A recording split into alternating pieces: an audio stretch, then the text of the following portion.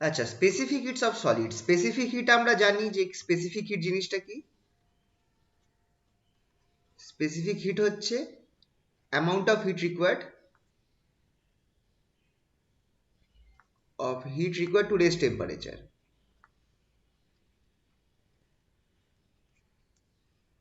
Two raise temperature by 1 degree.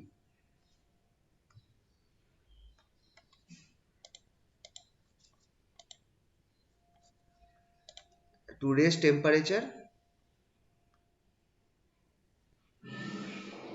by 1 unit. এটা হচ্ছে specific hit. এবার যত স্পেসিফিক হিট বেশি হবে, যত বেশি স্পেসিফিক হিট হবে তত কি হবে? More the specific hit,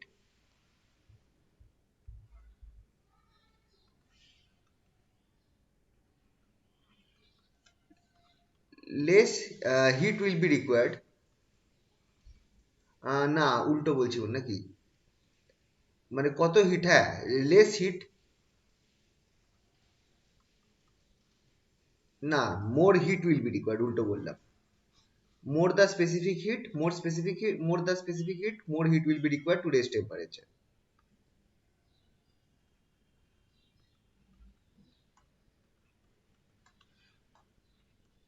More heat will be required to raise temperature.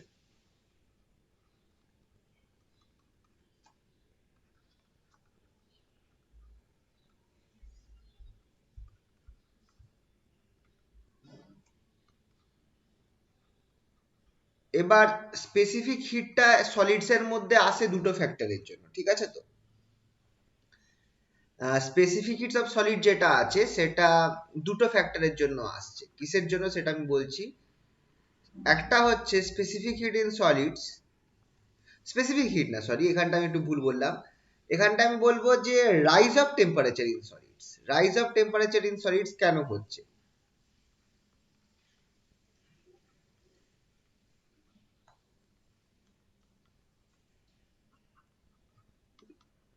এটা দুটো কারণের জন্য হচ্ছে। একটা হচ্ছে তোমার যেহেতু আমার মানে কি হচ্ছে কি, দুটো ঘটনার জন্য এই রাইজ অফ টেম্পারেচার হচ্ছে, মানে বা হিট ট্রান্সফারও বলতে পারি আমরা। Heat rise of temperature in solids, আবার হিট ট্রান্সফার ইন সলিডস কিভাবে হচ্ছে,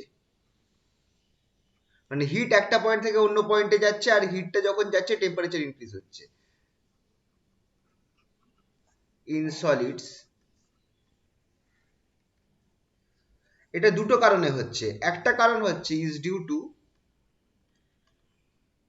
motion of electrons, motion of free electrons, এটা একটা অবভিয়াসলি। মানে যখন টেম্পারেচার ইনক্রিজ হচ্ছে আমার এই ফ্রি ইলেকট্রনস এর মোশন গুলো ইনক্রিজ হয়ে যাচ্ছে, ঠিক তো? Which increases with temperature.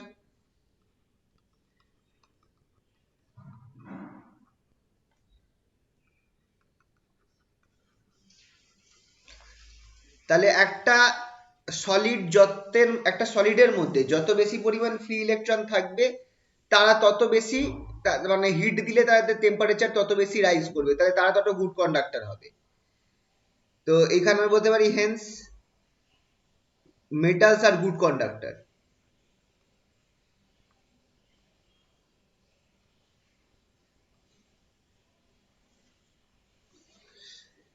Rising temperature বা একটা হিট ট্রান্সফার যে সলিডের মধ্যে হচ্ছে সেটার মূলত যে কারণগুলো রয়েছে, অ্যাকচুয়ালি এটা হিট ট্রান্সফারটাই বলা ভালো, যে হিট ট্রান্সফারটা যে একটা সলিড সাবস্টেন্সে হচ্ছে তার মেনলি দুটো জিনিসের জন্য হচ্ছে।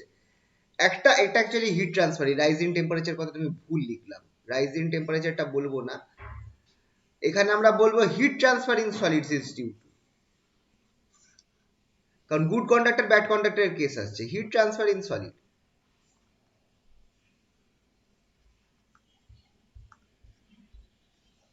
এটা কিসের জন্য হচ্ছে হিট ট্রান্সফার ইন সলিড, কার জন্য হচ্ছে?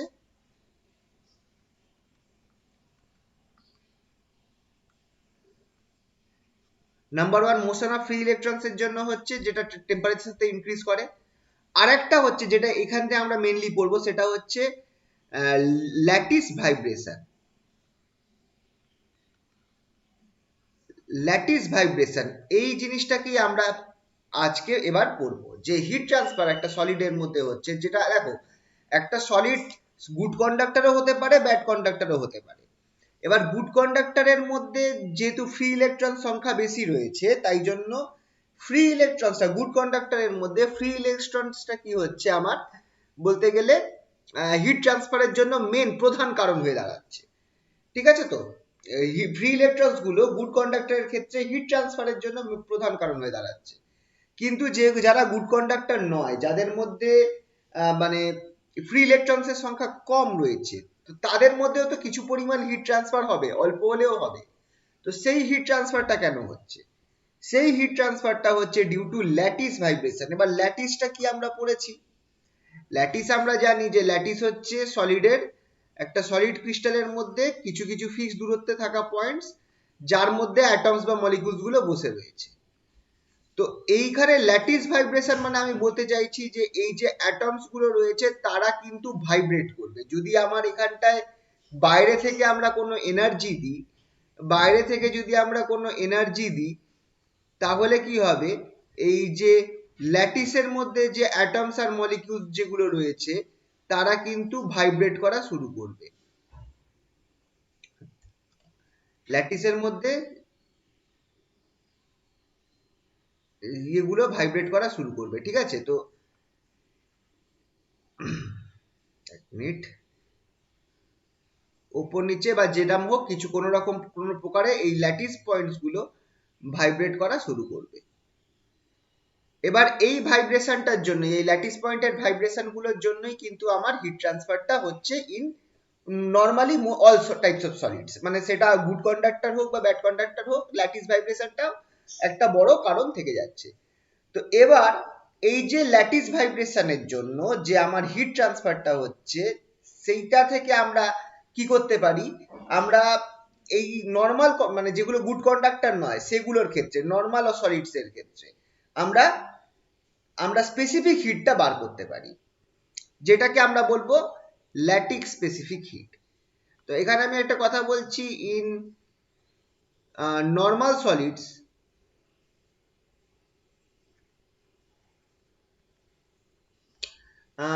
এই কথাটা বাদই দিলাম। আচ্ছা, নর্মাল সলিড মানে এখানে আমি বলছি যেগুলো গুড কন্ডাক্টর নয় তাদের ক্ষেত্রে আমরা এই ল্যাটিস ভাইব্রেশনটাকে আমরা প্রাধান্য ধরবো। ঠিক আছে, তো এবার এই ল্যাটিস ভাইব্রেশনের জন্য যে হিট ট্রান্সফারটা হচ্ছে, আচ্ছা এই অবধি বুঝতে পেরেছো তো ল্যাটিস ভাইব্রেশনটা কি? ল্যাটিস ভাইব্রেশনটা হচ্ছে যে মলিকিউলস যেগুলো রয়েছে ল্যাটিস পয়েন্টে তারা ভাইব্রেট করবে যখন বাইরে থেকে এনার্জি পাবে, মানে অবভিয়াসলি এনার্জিটা কি হবে, হিট করছি তো আমরা, তো সেইখান থেকে তো আমরা এনার্জি দিচ্ছি, তো তখন হবে কি, ল্যাটিস যেগুলো রয়েছে সেগুলো ভাইব্রেট করা শুরু করবে, ল্যাটিস পয়েন্টে যে মলিকিউলস গুলো রয়েছে, আর তার ফলে হিট ট্রান্সফার হবে। তো এবার এই যে ল্যাটিস গুলো রয়েছে এদের এই ট্রান্সফার, হিট ট্রান্সফারের জন্য মানে এই ল্যাটিসের ভাইব্রেশন গুলো কিরকম হবে, আর এখান থেকে আমাদেরকে কি করতে হবে, আমরা স্পেসিফিক হিট বার করব, আমরা স্পেসিফিক হিটস অফ সলিড বার করব ডিউ টু ল্যাটিস ভাইব্রেশন। আমরা আমাদের মেন টার্গেট হচ্ছে স্পেসিফিক হিট অফ সলিডের একটা এক্সপ্রেশন বার করা, specific heat of solids due to lattice vibration. Lattice ভাইব্রেশনের জন্য স্পেসিফিক হিটস অফ সলিডস কি হবে সেটা আমরা বার করব, একটা কোনো এক্সপ্রেশন বার করার চেষ্টা করব। এবার সবার আগে যদি আমরা এই পার্টটা দেখি, specific heats of solid due to lattice vibration, এই পার্টটা যদি আমরা সবার আগে দেখি, এটার তিনটে মেন অ্যাপ্রোচ আছে, তিনটে মেন অ্যাপ্রোচ, তিনজন এই মানে তিন রকম ভাবে এটাকে বার করার চেষ্টা করা হয়েছিল, সেই ব্যাপারগুলো একটুখানি বলছি। হ্যাঁ, পরের পেজে গেলাম। ফার্স্টলি এই স্পেসিফিক হিটটা বার করাটার approach to calculate specific heat, এটাকে আমি বলছি শোনো, approach to calculate specific hit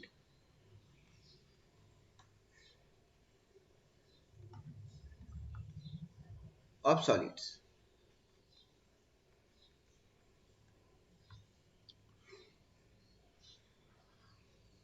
এইটা জেনারেলি তিনটে কাজ আছে, একটা হচ্ছে ক্লাসিক্যাল অ্যাপ্রোচ। ক্লাসিক্যাল অ্যাপ্রোচ একটা হচ্ছে আমাদের আইনস্টাইনস অ্যাপ্রোচ,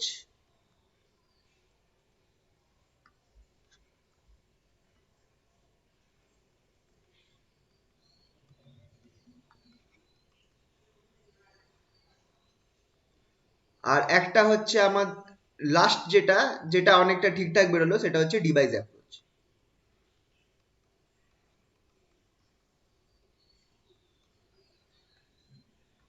ক্লাসিক্যাল অ্যাপ্রোচটা যদি আমরা দেখি, ক্লাসিক্যাল অ্যাপ্রোচটা সব থেকে, আহা এটা নিচে হয়ে গেল, এক সেকেন্ড।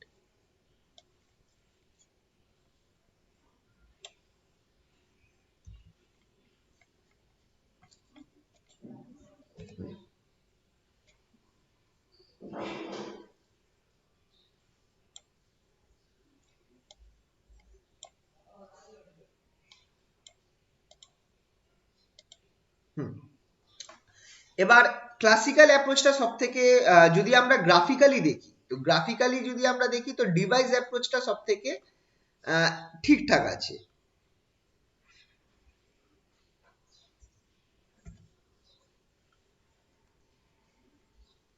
যদি আমরা গ্রাফে দেখি যে স্পেসিফিক হিট, ধরো আমার এখানটায় রয়েছে অ্যাকচুয়াল স্পেসিফিক হিট যেটা আছে সলিডস এর ক্ষেত্রে উইথ টেম্পারেচার কিরকম চেঞ্জ হবে, তাহলে ক্লাসিক্যাল অ্যাপ্রোচ কি বলেছিল, ক্লাসিক্যাল অ্যাপ্রোচ বলেছিল যে এটা আমার স্ট্রেট লাইন হবে, মানে according to classical approach specific hit একটা ফিক্সড ভ্যালু দেবে, টেম্পারেচারের সাথে চেঞ্জ করবে না। এটা ছিল ক্লাসিক্যাল অ্যাপ্রোচের রেজাল্ট। এটা ক্লাসিক্যাল রেজাল্ট ছিল, এটা যে স্পেসিফিক হিট যেটা আছে সেটা কিন্তু একটা কনস্ট্যান্ট হবে, হুইচ ইজ এর ভ্যালুও দেওয়া আছে, এর ভ্যালু ইকুয়ালস টু 3r, এটা আমরা বারো করবো, specific hit CV equals to 3r। আইনস্টাইনের থিওরি এটা দেখালো যে আইনস্টাইনের থিওরি অনুযায়ী এইটা এরকম একটা কিছু এলো, অনেকটা অ্যাকিউরেট এলো।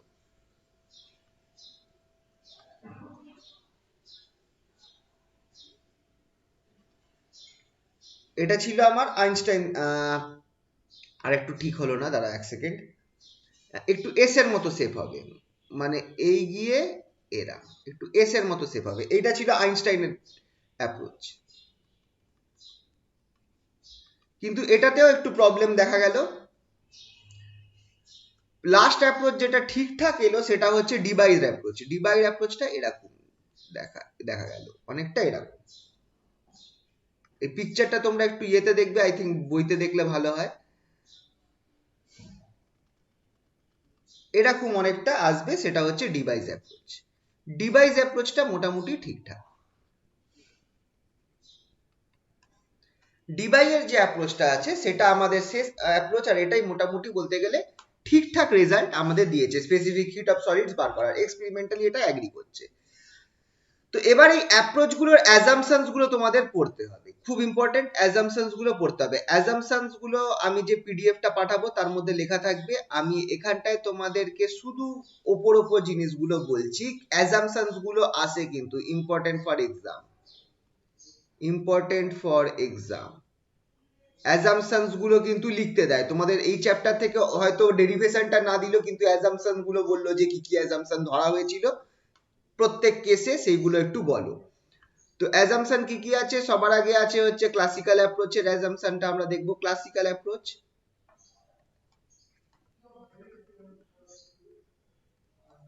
ক্লাসিক্যাল অ্যাপ্রোচে কি বলেছে,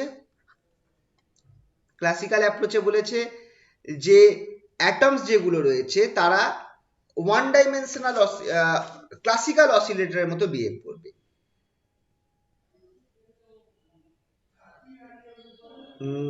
এটা যে ক্লাসিক্যাল অ্যাপ্রোচে বলছে যে অ্যাটমস যেগুলো রয়েছে, atoms in solids behave as one dimensional classical oscillator,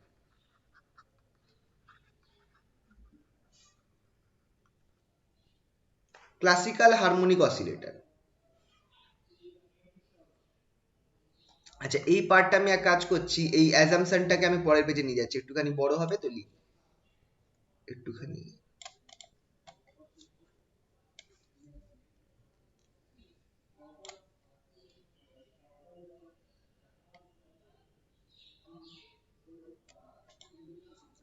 একটুখানি আমি এটা পরের পেজে নিয়ে গিয়ে করছি, এই জায়গাটায় জায়গা অতটা হবে না। অ্যাজাম্পশনস গুলো আমি বলবো। অ্যাজাম্পশনস গুলোই কিন্তু মেইন। ক্লাসিক্যাল অ্যাপ্রোচ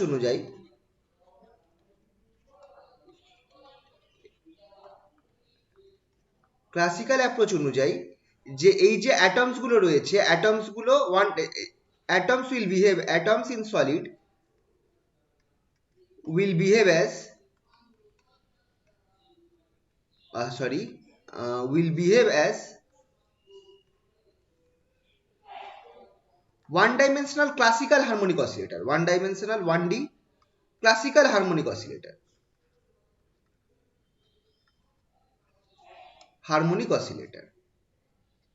আরে ইয়ার কি হচ্ছে, নিচে হয়ে গেল কি করে, তার তারিখ, এক second.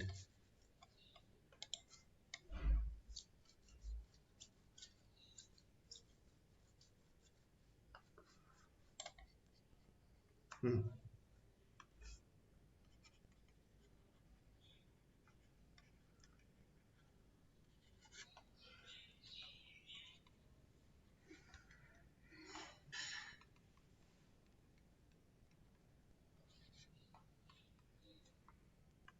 atoms in solids are atoms in solids behave as one dimensional classical harmonic oscillator,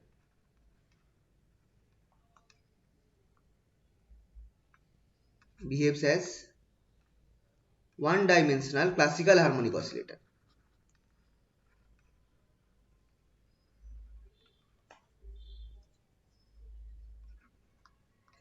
আর কি,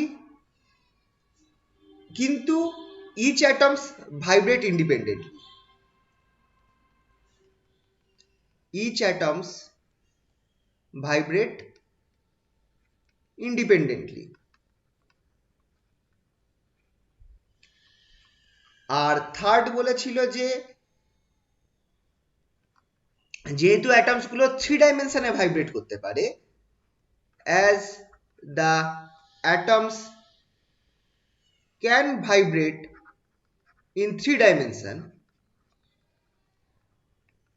দেখো এখানে বলেছে যে ওরা 1D হারমোনিক অসিলেটরের মতো বিহেভ করবে, কিন্তু অ্যাটমস গুলো কিন্তু অ্যাকচুয়ালি 3 ডাইমেনশনে ভাইব্রেট করছে। তার ফলে আমার অ্যাভারেজ এনার্জিটা বার করতে পারবো কিভাবে? thus average energy can be obtained, average energy can be obtained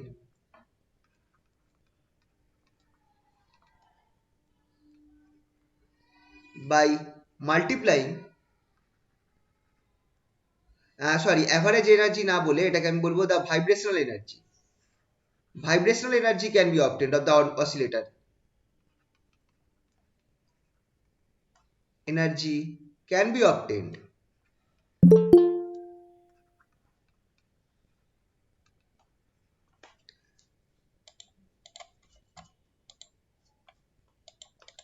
vibrational energy can be obtained কিভাবে obtain করতে পারবো আমরা?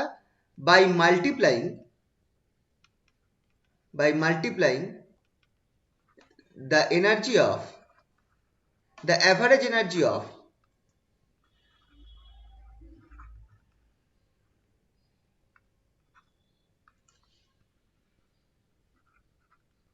1D oscillator, of 1D oscillator, classical oscillator, classical কথাটা আমি এখানে ইউজ করব খুবই, এটাই মেন কেস, with 3n। খেয়াল করে দেখো n হচ্ছে নাম্বার অফ অ্যাটমস, nটা কি, nটা হচ্ছে নাম্বার অফ অ্যাটমস। তাহলে এখানটা কেসটা দেখো যে নাম্বার অফ অ্যাটমস যদি n হয় আর 3 ডাইমেনশনে যেহেতু ভাইব্রেট করছে, তাই জন্য আমাকে 3n এর সাথে আমাকে গুণ করতে হবে ক্লাসিক্যাল হারমোনিক অসিলেটরের যে এনার্জি হয় সেই এনার্জিটাকে। তাহলেই আমরা কি পেয়ে যাচ্ছি, আমরা এই অ্যাটমস গুলোর total vibrational energy of the solid আমরা এখান থেকে বার করতে পারবো, total vibrational energy of the crystal. ঠিক আছে, তো এখান থেকে আমরা বার করতে পারবো। তো কেসটা দেখে নাও কি কি আছে। ক্লাসিক্যাল অ্যাপ্রোচের মেন কথা হচ্ছে যে অ্যাটমস গুলো ভাইব্রেট করছে 1D অসিলেটরের মতো, ক্লাসিক্যাল হারমোনিক অসিলেটরের মতো ভাইব্রেট করছে। প্রত্যেক অ্যাটমস গুলো একে অপরের থেকে ইন্ডিপেন্ডেন্ট রয়েছে, আর এদের যে টোটাল এনার্জি, অ্যাভারেজ ভাইব্রেশনাল এনার্জিটা আমি কি করে বার করতে পারবো, টোটাল ভাইব্রেশনাল এনার্জিটা এই সলিডটার, আমি টোটাল যতগুলো অ্যাটমস আছে, ধরো n সংখ্যক অ্যাটমস আছে, সেইটা এবার যেহেতু ওটা 3 ডাইমেনশনে ভাইব্রেট করছে, আমাকে 3n এর সাথে আমাকে একটা অ্যাভারেজ, একটা হারমোনিক অসিলেটরের অ্যাভারেজ এনার্জি সেটা গুণ করলেই আমি এই টোটাল ভাইব্রেশনাল এনার্জিটা পেয়ে যাব। এটা ছিল অ্যাজাম্পশন আমার ক্লাসিক্যাল অ্যাপ্রোচের। এবার আমরা যাচ্ছি পরের অ্যাপ্রোচ, যেটা হচ্ছে আমাদের আইনস্টাইনস অ্যাপ্রোচ। ক্লাসিক্যাল অ্যাপ্রোচটা তো বলেছিল কি, যে ক্লাসিক্যাল অ্যাপ্রোচ বলেছিল যে স্ট্রেট লাইন হবে। ক্লাসিক্যাল অ্যাপ্রোচ বলেছিল একটা কনস্ট্যান্ট ভ্যালু, টেম্পারেচারের ওপর সিভি ডিপেন্ড করবেই না। আচ্ছা, এই যে পিকচারটা এঁকেছি এখানে কিন্তু টি বাই আর একটা টার্ম আছে, এই জিনিসটা পরে আমি এক্সপ্লেন করব। টি বাই এটাকে ক্যাপিটাল থিটা বলে, এটা একটা টাইপের কনস্ট্যান্ট টার্ম বলতে পারো। ঠিক আছে, তো নিচে আছে টি বাই ক্যাপিটাল থিটা, গোল করে এইচ করে দেবে ভেতরে। এইটা একটা টার্ম, কনস্ট্যান্ট টার্ম, এটার ব্যাপারে আমি পরে বলছি। ঠিক আছে, তো ক্লাসিক্যাল অ্যাপ্রোচ বলেছিল যে আমার স্পেসিফিক হিটটা কনস্ট্যান্ট থাকবে, চেঞ্জ করবে না, কিন্তু আইনস্টাইন বলেছে যে না, টেম্পারেচারের সাথে সাথে চেঞ্জ করবে। আর ডিভাইও সেম বলেছে, কিন্তু ডিভাইয়েরটা মোর অ্যাকিউরেট। তো এখানটায় আমরা অ্যাপ্রোচগুলোই মেন, অ্যাপ্রোচটার জন্যই কিন্তু ডিফারেন্সটা আসছে। এবার অ্যাপ্রোচ, আইনস্টাইনের অ্যাপ্রোচটা আমরা দেখি। আইনস্টাইনের অ্যাপ্রোচটা কি ছিল?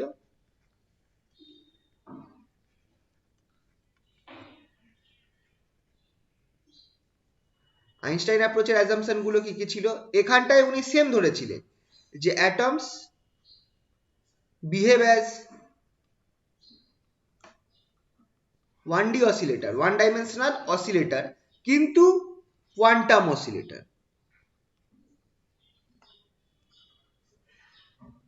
এবার কোয়ান্টাম হারমোনিক অসিলেটরটা আমি তোমাদেরকে কোয়ান্টাম মেকানিক্স করাবার সময় করাবো, কিছুই নেই শুধু ক্যালকুলেশন বাদ দিয়ে। কিন্তু মেন আইডিয়াটা হচ্ছে এই যে যখনই আমি কোয়ান্টাম অসিলেটরের কেসটা আনবো, তখন হচ্ছে কি কোয়ান্টাম হারমোনিক অসিলেটরের একটা খুব ইম্পর্টেন্ট জিনিস তোমরা মাথায় রাখবে, energy of quantum oscillator difference কি, এই জায়গাটা main, energy of quantum oscillators, এই জিনিসটা জানতে হবে তোমাদের। কোয়ান্টাম অসিলেটরের যে এনার্জি হয় কোয়ান্টাম হারমোনিক অসিলেটরের, আচ্ছা ক্লাসিক্যালের এনার্জি কিন্তু সবসময় কন্টিনিউয়াস হয়, কিন্তু কোয়ান্টাম অসিলেটরের এনার্জি যেটা আছে সেটা ইজ ডিসক্রিট। সব এনার্জি পসিবল নয়, কিছু কিছু particular values of energy possible. Energy of quantum oscillators আর আর করে দিই, আর ডিসক্রিট। আর এর একটা ফর্মুলা আছে, En equals to n plus half H cut omega. এইটা হচ্ছে energy of quantum oscillators. Quantum অসিলেটরের এনার্জি হচ্ছে এইটা। ঠিক আছে, তো এবার এইখানে যেহেতু অসিলেট, আর দ্বিতীয় কথা হচ্ছে যে অসিলেটরের যে এনার্জি গুলো সেগুলো ডিসক্রিট। আর অ্যাটমস গুলো যেগুলো আছে, আরেকটা কথা যেটা আইনস্টাইন বলেছিলেন যে অ্যাটমস গুলো সেম আগেরটার মতোই, যে ভাইব্রেট করবে independently, atoms vibrate independent of each other with same angular frequency of vibration. The atoms vibrate independently of each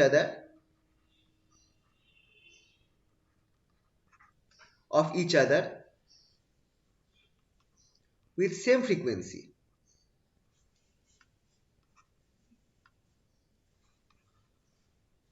with same angular frequency।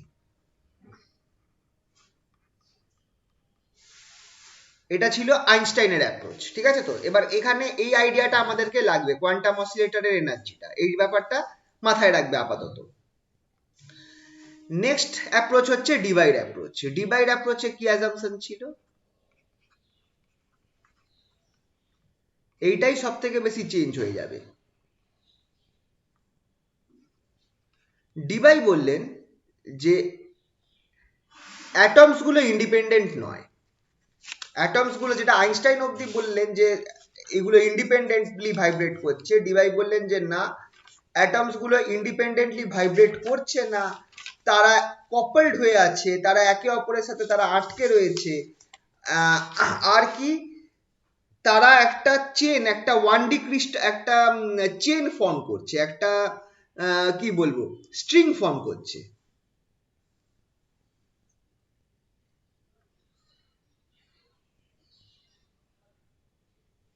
তো এখানটায় উনি বললেন the atoms in crystals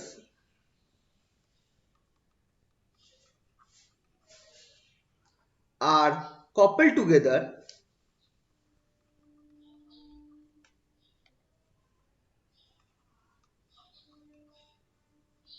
forming an elastic chain.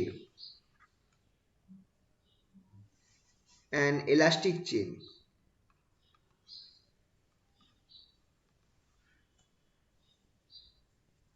And এটার ভাইব্রেশনটা কিরম হবে? The vibration is similar to that of a string.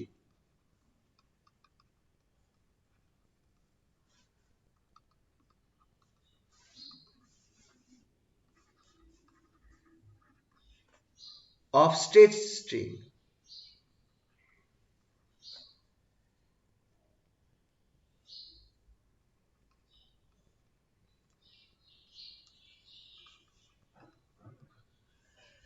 ভাইব্রেশনটা যেটা হবে সেটা সিমিলার হবে to that of a stretch string, মানে একটা টান টান করা তার, তার মধ্যে যেরকম ভাইব্রেশন হয়, একটা টান টান করা একটা স্ট্রিং রয়েছে, যেটা আমরা ওয়েভসে পড়েছিলাম, সেকেন্ড সেমিস্টারে পড়েছিলাম, তারপর আবার আগের সেমিস্টারে, আগে থার্ড সেমিস্টারেও পার্সিয়াল ডিফারেন্সিয়াল ইকুয়েশন করার সময়ও আমরা ওয়েভ ইকুয়েশন পড়েছিলাম।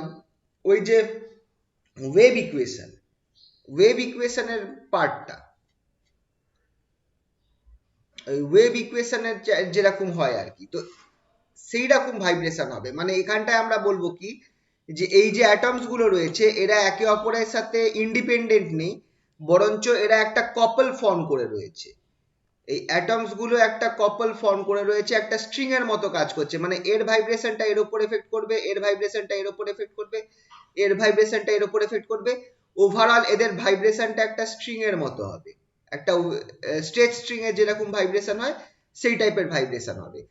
আর তাহলে এখানটা একটা জিনিস দেখা যাচ্ছে যে যদি এটা একটা স্ট্রেচ স্ট্রিং হয়ে যায় তাহলে এর অনেকগুলো modes, there will be different modes of vibration. এই জিনিসটা কিন্তু ইম্পর্টেন্ট, এদের কিন্তু অনেকগুলো মোডস থাকবে, there will be different modes of vibration. কারণ খেয়াল করে দেখো, আমি পরের পেজে গেলাম, একটা স্ট্রেচ স্ট্রিং, একটা স্ট্রিং এর কিন্তু ভাইব্রেশন এর অনেক মোড থাকে। ধরো মানে তুমি দুটো পয়েন্টে এটা ফিক্সড রয়েছে, একটা স্ট্রিং এইভাবে ভাইব্রেট করতে পারে, এটা হচ্ছে n ইকুয়ালস টু 1 এর জন্য, মনে পড়ছে এই জিনিসগুলো? এইভাবে একটা স্ট্রিং ভাইব্রেট করতে পারে, এটা হচ্ছে মোড, ফার্স্ট মোড বা মোড 1। আবার দুটো পয়েন্টের মধ্যে স্ট্রিংটা আটকে রয়েছে, এটা এরম ভাবে ভাইব্রেট করতে পারে, এটা হচ্ছে n ইকুয়ালস টু 2, এটা হচ্ছে সেকেন্ড মোড। আবার একই রকম ভাবে এইরম ভাবে স্ট্রিং ভাইব্রেট করতে পারে, এটা হচ্ছে থার্ড মোড। তো বুঝতে পারছো তো, এইভাবে আমরা স্ট্রিং এর কিন্তু আলাদা আলাদা মোড থাকে, আর প্রত্যেক মোডের জন্য ফ্রিকোয়েন্সিও আলাদা আলাদা হবে। এটা মিউ 1 হবে, এটা মিউ 2 হবে, এটা মিউ 3 হবে। তো আলাদা আলাদা ফ্রিকোয়েন্সি আর আলাদা আলাদা মোডে আমার কিন্তু স্ট্রিং গুলো ভাইব্রেট করতে পারে। তো এবার দেখো এই জায়গাটায় একটা কেস চলে আসছে, ভাইব্রেশনাল মোডস কথাটা ইন্ট্রোডিউসড হবে। Vibrations, there will be different modes of vibration of atoms.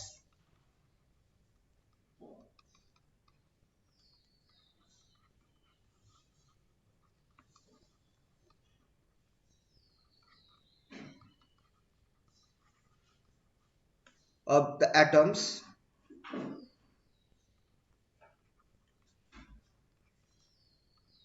according to Debye.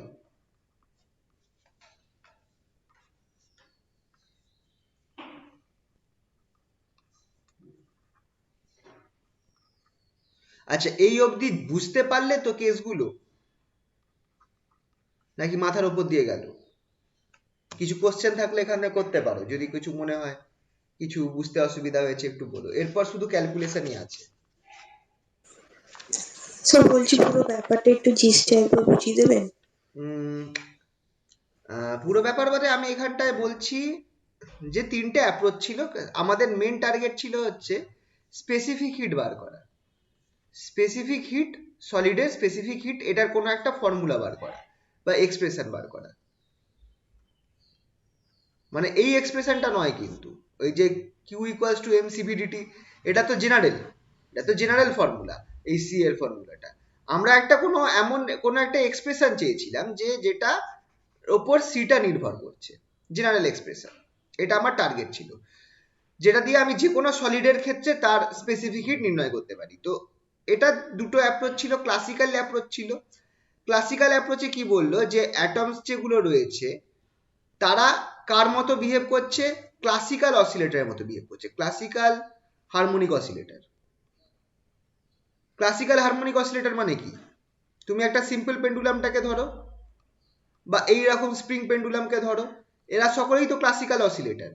তো তুমি এটাকেও ভাবো যে এই অ্যাটমটা যেটা রয়েছে সেটাও একটা ক্লাসিক্যাল অসিলেটর মতো কাজ করছে, মানে একবার উপরে যাচ্ছে একবার নিচে যাচ্ছে, এই মিন পজিশনের রেসপেক্টে উপর নিচে ভাইব্রেট করছে, হতেই পারে, ঠিক কিনা? হ্যাঁ স্যার। এবার এরকম পাশেরটাও ভাইব্রেট করছে, এই পাশেরটাও ভাইব্রেট করছে। তো যেমন যেমন যেমন হিটটা আমার, এই হিটটা যেমনি যেমনি আমার মুভ করছে অ্যাটমসের, মানে হিট তো অ্যাকচুয়ালি না, এনার্জি অ্যাকচুয়ালি। দেখো মানে হিটেড আপ কি করে হচ্ছে, মেন কেসটা হচ্ছে এটা, যখন আমি এনার্জি দিচ্ছি বাইরে থেকে তখন আমার প্রথম অ্যাটমটা ভাইব্রেট করা শুরু করছে, তারপর সেই এনার্জিটা আস্তে আস্তে পাশের অ্যাটমে ট্রান্সফার হয়ে যাচ্ছে, সে ভাইব্রেট করা শুরু করছে, সেই অ্যাটমটা আস্তে আস্তে পাশের অ্যাটমে ট্রান্সফার হয়ে যাচ্ছে, সে ভাইব্রেট করা শুরু করছে, এরকম করে প্রত্যেক অ্যাটমস গুলো ভাইব্রেট করা শুরু করছে, আর তার ফলে আমার কি হচ্ছে, হিট ট্রান্সফার হচ্ছে সলিডের মধ্যে।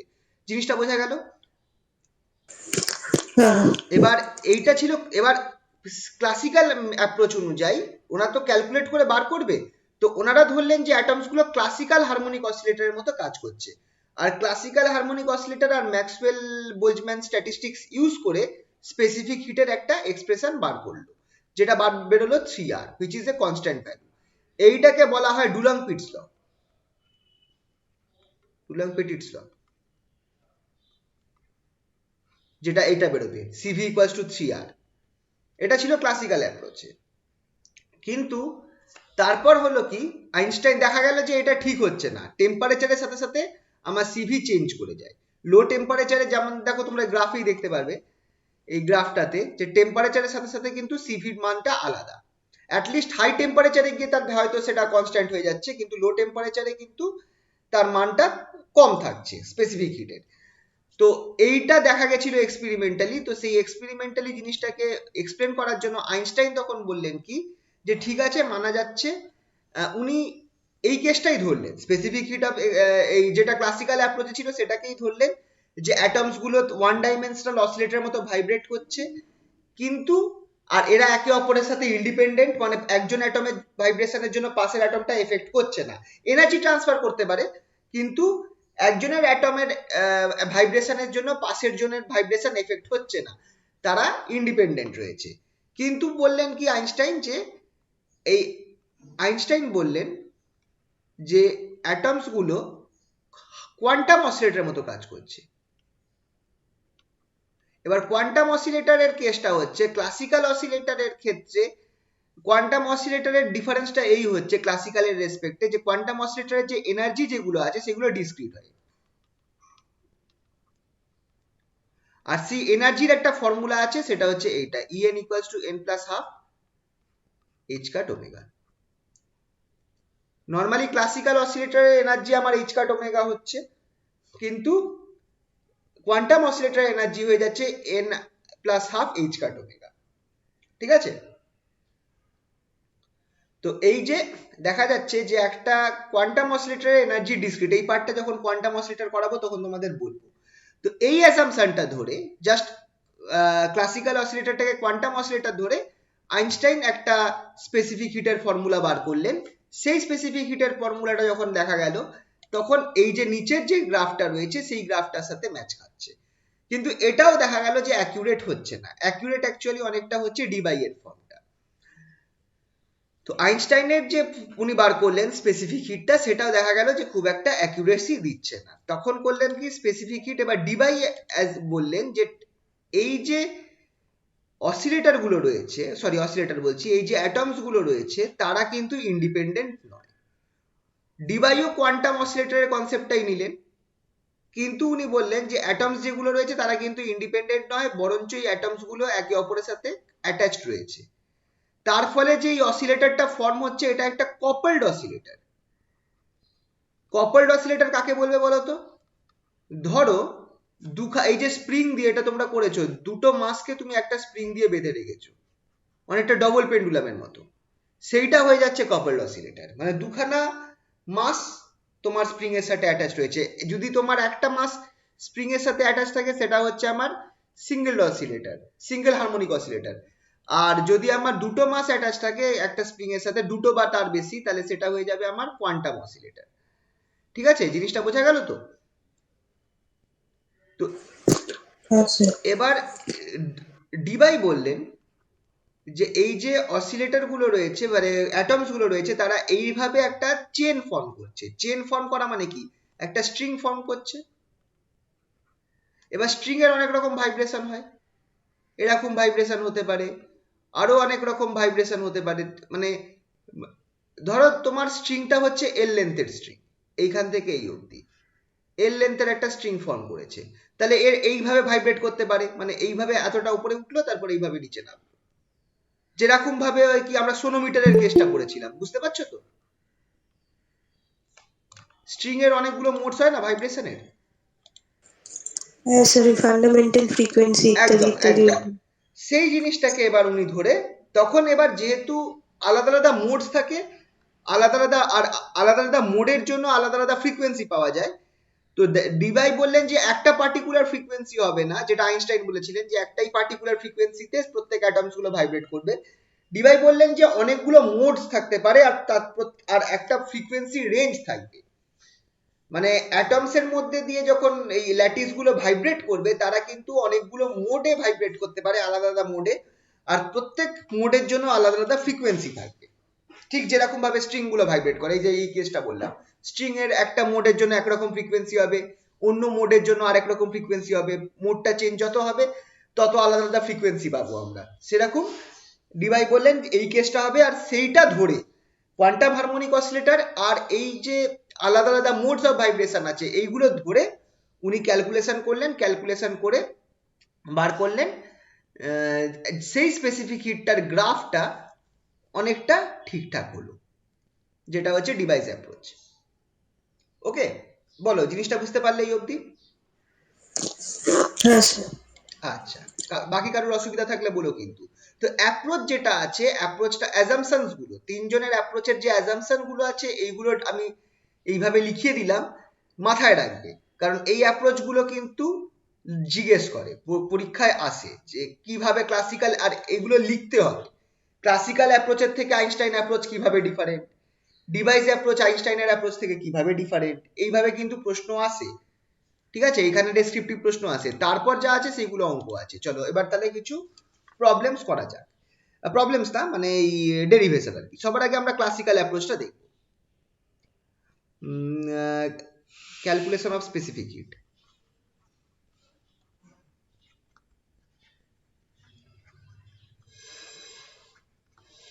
By classical approach.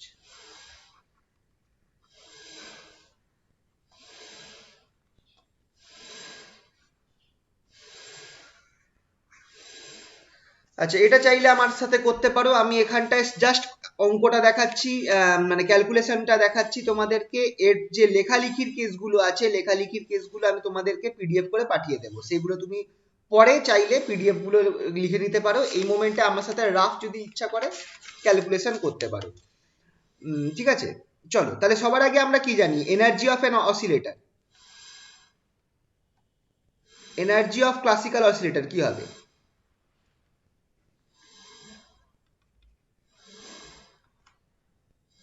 One dimensional oscillator, তার এনার্জি হবে এটা px square by 2m plus half m omega square x square. এটাই হয়তো ওয়ান ডাইমেনশনাল ক্লাসিক্যাল অসিলেটরের এনার্জি। প্রথম পার্টটা যেটা আছে সেটা হচ্ছে কাইনেটিক এনার্জি, আর দ্বিতীয় পার্টটা যেটা আছে সেটা হচ্ছে পোটেনশিয়াল এনার্জি। এখানে আমি এক্স অ্যাক্সিস বরাবর জিনিসটাকে ধরছি। ঠিক আছে, এবার আমরা ধরে নিচ্ছি যে, এবার এখানে তো অনেকগুলো পার্টিকেলস আছে, আমরা ধরে নিচ্ছি যে পার্টিকেলস গুলো ম্যাক্সওয়েল বোলজম্যান স্ট্যাটিস্টিক্স মেনে চলে, assuming the particles the atoms, বা এখানে অসিলেটর বলবো, দ্য অসিলেটর যখনই বলবো বুঝে নেবে তোমরা অ্যাটমস গুলোর কথা বলা হচ্ছে, অ্যাটমস অফ দ্য ক্রিস্টাল। যখনই অসিলেটর কথাটা বলবো তখনই বুঝবে অ্যাটমস অফ দ্য ক্রিস্টালের কথা বলা হচ্ছে। Obeys MB statistics, Maxwell Boltzmann statistics.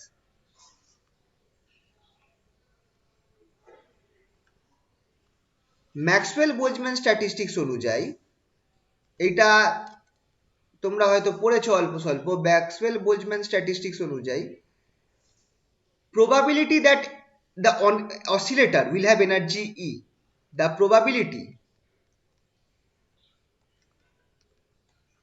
that an oscillator will have energy E,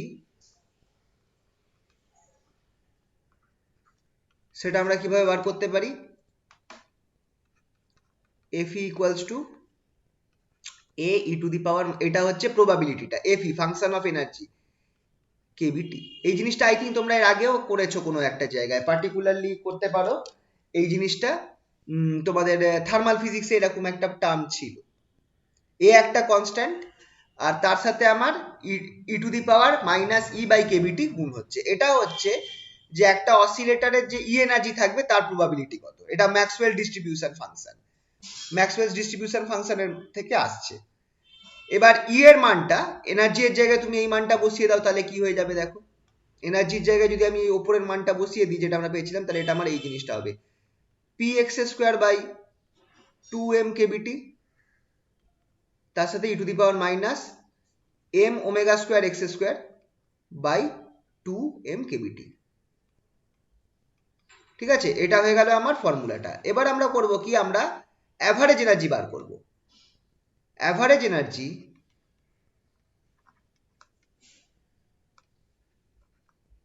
এটার ফর্মুলাটা এরকম হয়ে যাবে, ই বার ইকুয়ালস টু, খেয়াল রাখবে ফর্মুলাটা মাথায় রাখতে হবে, দুটো টার্ম আসবে। একটা হচ্ছে এই টার্ম, এই ফর্মুলাটা মুখস্থ রেখো, 1/2m বাইরে নিয়ে minus infinity to infinity average energy আমরা বার করছি, ই বার ইকুয়ালস টু। এবার দেখো সামনে কি আছে, প্রথম টার্মটা হচ্ছে কাইনেটিক এনার্জি, মানে P x square by 2m। এই যে পি এক্স স্কোয়ার আছে না, এর সাথে তোমার খেয়াল করবে পি এক্স স্কোয়ারের সাথে তোমার এই টার্মটা, শুধু এই টার্মটা গুণ হবে আর তার তোমার ইন্টিগ্রেশন করতে হবে from minus infinity to infinity.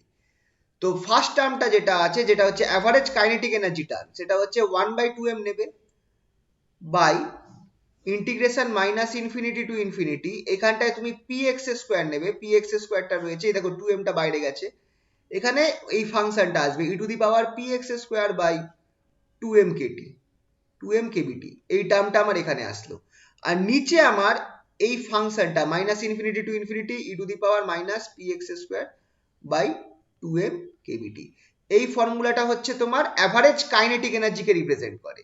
আচ্ছা, এর সাথে অবভিয়াসলি ডিপিএক্স, এর সাথে অবভিয়াসলি ডিপিএক্স থাকবে, যেহেতু আমরা এটা কি করছি, এটা অ্যাভারেজ বার করছি। তো অ্যাভারেজের ফর্মুলা, এই ফর্মুলাটা তোমরা মাথায় রাখতে পারো। প্লাস পরের পার্টটা কি হবে, half M omega square, half M omega, এটা নিচে লিখলে ভালো হয়, জায়গা হবে না। পরের টার্মটা হবে হাফ এম ওমেগা স্কোয়ার, নিচে একটু লিখছি, কোথায় লিখি, হাফ এম ওমেগা স্কোয়ার, আবার সেই ভাগ করে integration minus infinity to infinity, এখানে আমার কি থাকবে, হাফ এম ওমেগা স্কোয়ারের সাথে কি আছে দেখো, এক্স স্কোয়ার আছে, এক্স স্কোয়ারের সাথে তোমার এই সেকেন্ড টার্মটা গুণ হবে, যেটা এক্স স্কোয়ারের ফাংশন। তাহলে এখানটায় উপরে হবে X square E to the power minus M omega square x square by 2 KBT, তার সাথে আমার ডিএক্স গুণ হবে, এক্ষেত্রে আমার ডিএক্স গুণ হবে, আর নিচে আমার সেম টার্মটা থাকবে integration minus infinity to infinity E to the power minus M omega square x square by 2 KBT, এর সাথে ডিএক্স। এইটা যেটা আছে এটা হচ্ছে আমার অ্যাভারেজ এনার্জির ফর্মুলা। ঠিক আছে, তো এই দুটো হচ্ছে আমার অ্যাভারেজ এনার্জির ফর্মুলা, প্লাসটা অবভিয়াসলি এর সাথে আছে, আমি নিচে লিখেছি। আশা করছি তোমরা বুঝতে পারছো জিনিসটা। এটা হচ্ছে আমার অ্যাভারেজ এনার্জির ফর্মুলাটা যদি আমার, হ্যাঁ বলো। স্যার ওপরে নিচে 2m কেভিটি হবে তো, m omega square x square. 2m কোনটার ক্ষেত্রে বলছো? না, উম, না, এইটা খেয়াল রাখবে। ফার্স্ট পার্টটা যখন, এই ফার্স্ট পার্টটা যেটা আছে, ফার্স্ট পার্টটা হচ্ছে আমার মানে kinetic energy term. Kinetic energy টার্মের সাথে তোমার এই পার্টটা যাচ্ছে, কাইনেটিক এনার্জি টার্মের সাথে তোমার এই পার্টটা থাকছে, দেখো মাইনাস, ও 2m কেবিটি বললে না? ও হো হ্যাঁ হো, স্যার। না 2m, দাঁড়া দাঁড়া দাঁড়া দাঁড়া, একটু আমার মনে হয় ভুল করলাম কি, একটু আমি এখানে ভুল করেছি অ্যাকচুয়ালি, সরি। এমটা হবে না। এখানে এমটা হবে না, কেন না, এখানটায় দেখো পি স্কোয়ার বাই 2m, মানে ই এর জায়গায় পি স্কোয়ার বাই 2m ঢুকিয়েছি কাইনেটিক এনার্জি টার্ম, আর এখানটায় half M omega square x square ঢুকবে, তাহলে এখানে এমটা থাকবে না, এটা 2 কেবিটি হবে। এই জায়গাটা আমি ভুল করেছি, এমটা উপরে থাকবে, M omega square, half M omega square x square by KBT. তাই তো, দেখে নি একবার।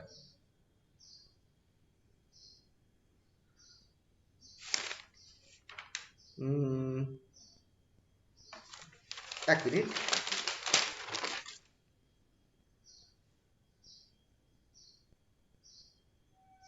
হ্যাঁ ওটাই, এই জায়গাটা একটু ভুল হয়ে গেছিল।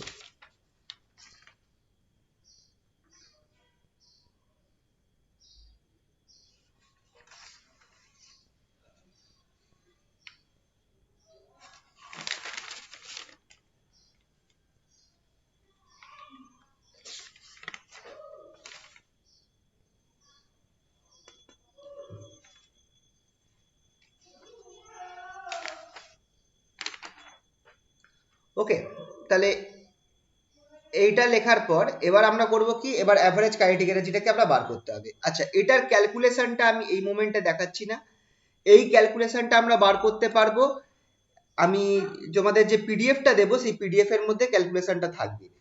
এইখানটায় পুরো বিটা গামা ফাংশনের কেস আছে, বিটা গামা ফাংশনের কেস আছে, তোমরা নর্মালি গামা ফাংশনের কেস আছে, জাস্ট ওই অ্যাজাম্পশন নিয়ে নিয়ে করতে হবে। তোমরা কি পাবে এটা আমি বলে দিচ্ছি। এই যে পার্টটা আছে মাইনাস, কোথায় গেল টার্মটা, একদম যদি ক্যালকুলেট করি যে অ্যাভারেজ কাইনেটিক এনার্জি যে টার্মটা আছে ই কে বার, হুইচ ইজ ইকুয়ালস টু এই টার্মটা 1/2m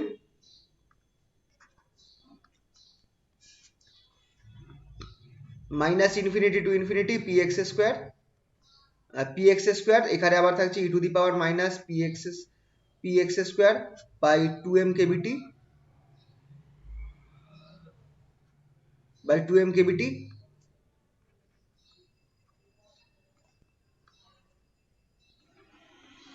এখানে আমার থাকছে ডিপিএক্স, সরি,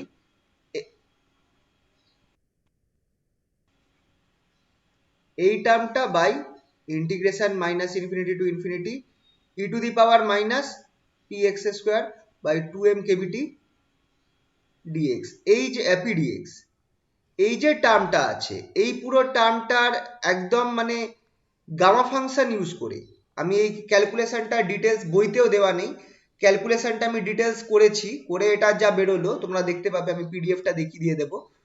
এটা বেরোবে হচ্ছে হাফ কেবিটি, এটা বেরোবে হচ্ছে হাফ কেবিটি, তোমাদের যদি আসে তোমরা একটুখানি ওপর সোপর করে জিনিসটা দেখতে পারো, ঠিক আছে? তো হাফ কেবিটি বেরোবে, এটা হচ্ছে আমার অ্যাভারেজ কাইনেটিক এনার্জি।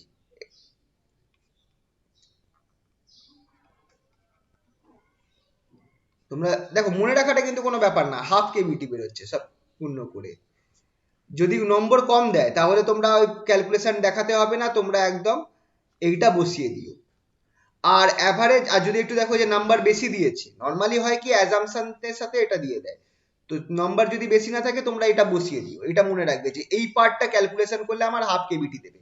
তাও ক্যালকুলেশনটা আমার করা রয়েছে, আমি পিডিএফ পাঠাবো, ওর মধ্যে লেখা থাকবে।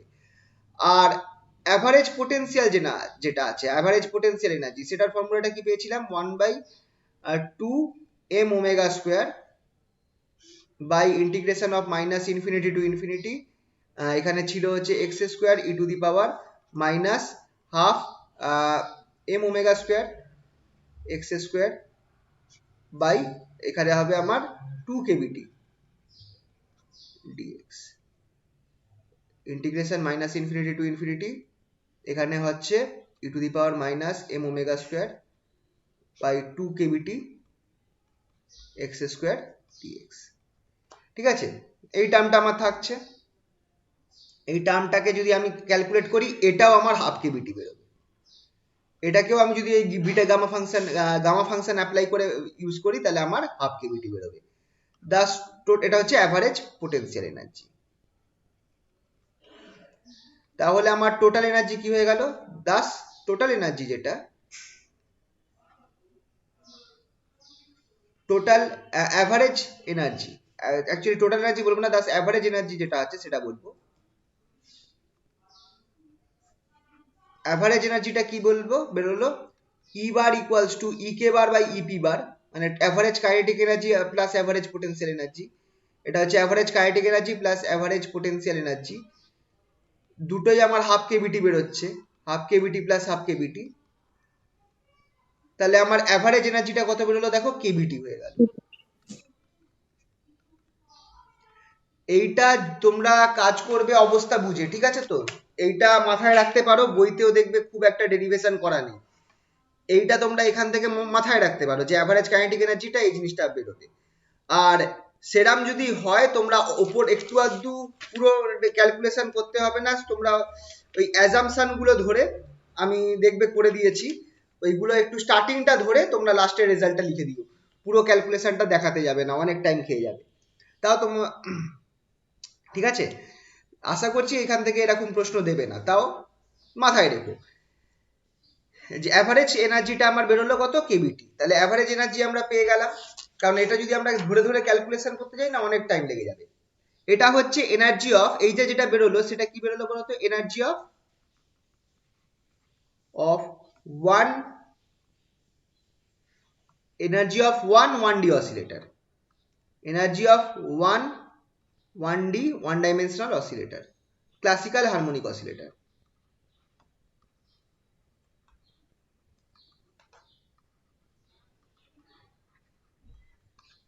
এবার এটা বেরোলো এনার্জি, অ্যাভারেজ এনার্জি একটা ক্লাসিক্যাল হারমোনিক অসিলেটরের এনার্জি আমরা এখান থেকে পেলাম, কি পেলাম? কেবিটি, হারমোনিক অসিলেটরের energy.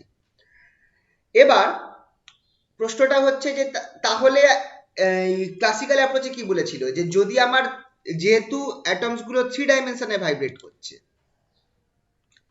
as atoms are free to vibrate in 3 dimension,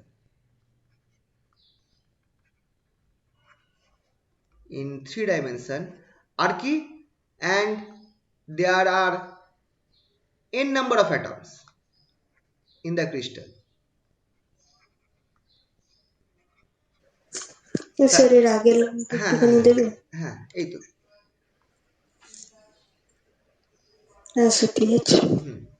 তাহলে এখানে দেখো, যেহেতু আমার এখানে অ্যাটমস গুলো 3 ডাইমেনশনে ভাইব্রেট করতে পারে আর n সংখ্যক অ্যাটমস আছে, তাহলে the total vibrational energy of the crystal, the total vibrational energy of the crystal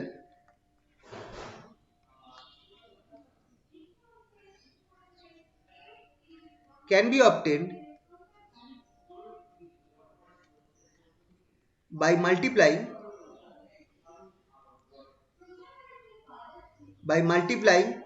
the average energy with 3n of single oscillator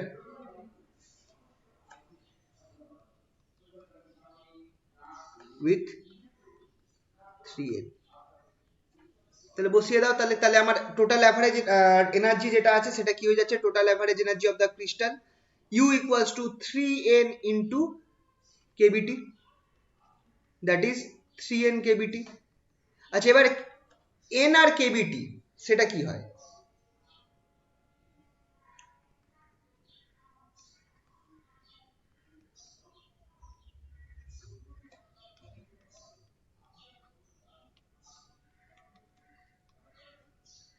যদি nটা অ্যাভোগাড্রোস নাম্বার হয়, তাহলে nk টা কি হয়ে যাবে বলো?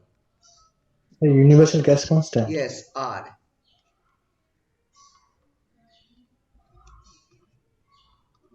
মানে আমরা যদি 1 মোল অফ দ্য ক্রিস্টাল নিই, 1 মোল ক্রিস্টাল নিই, তাহলে আমার এনটা হয়ে যাবে number of atoms in the crystal, সেটা হয়ে যাবে অ্যাভোগাড্রো নাম্বার, তাহলে এটা হয়ে যাবে আর। Das average energy per mole, Das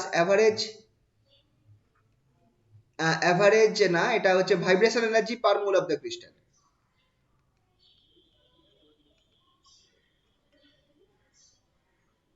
per mole of the crystal,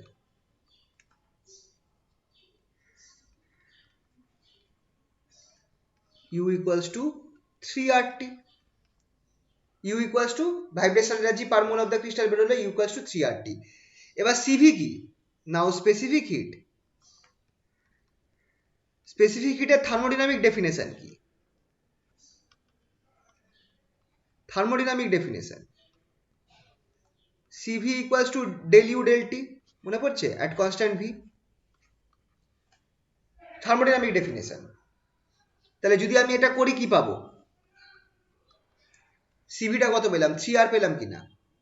this is known as Dulong-Petit's law।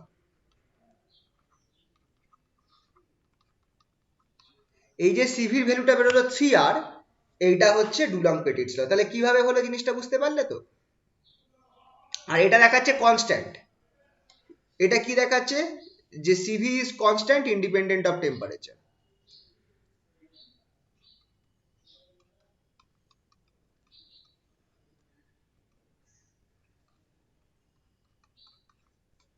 এটা দেখাচ্ছে যে এটা আমার যে সিভিটা বেরোলো, যে আমার স্পেসিফিক হিটটা বেরোলো, সেটা একটা কনস্ট্যান্ট আর এটা টেম্পারেচারের ওপর ইন্ডিপেন্ডেন্ট, ঠিক আছে? তাই জন্য এটাকে বলা হয় ডুলং-পেটিটস ল, যেটা সিভি ইকুয়ালস টু 3R। এই জিনিসটাও তোমরা হয়তো পড়েছিলে অল্প স্বল্প থার্মোডাইনামিক্সে।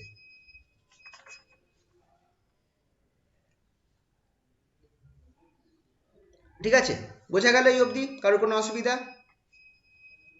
হ্যালো? না স্যার। ঠিক আছে, এবার এটার প্রবলেমটা কি হলো? Failure of classical approach.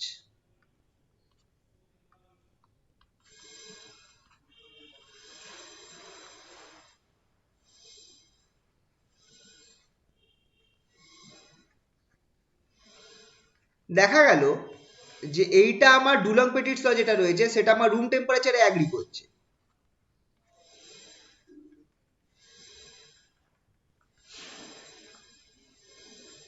agrees well at room temperature, মানে নর্মাল অবস্থায়।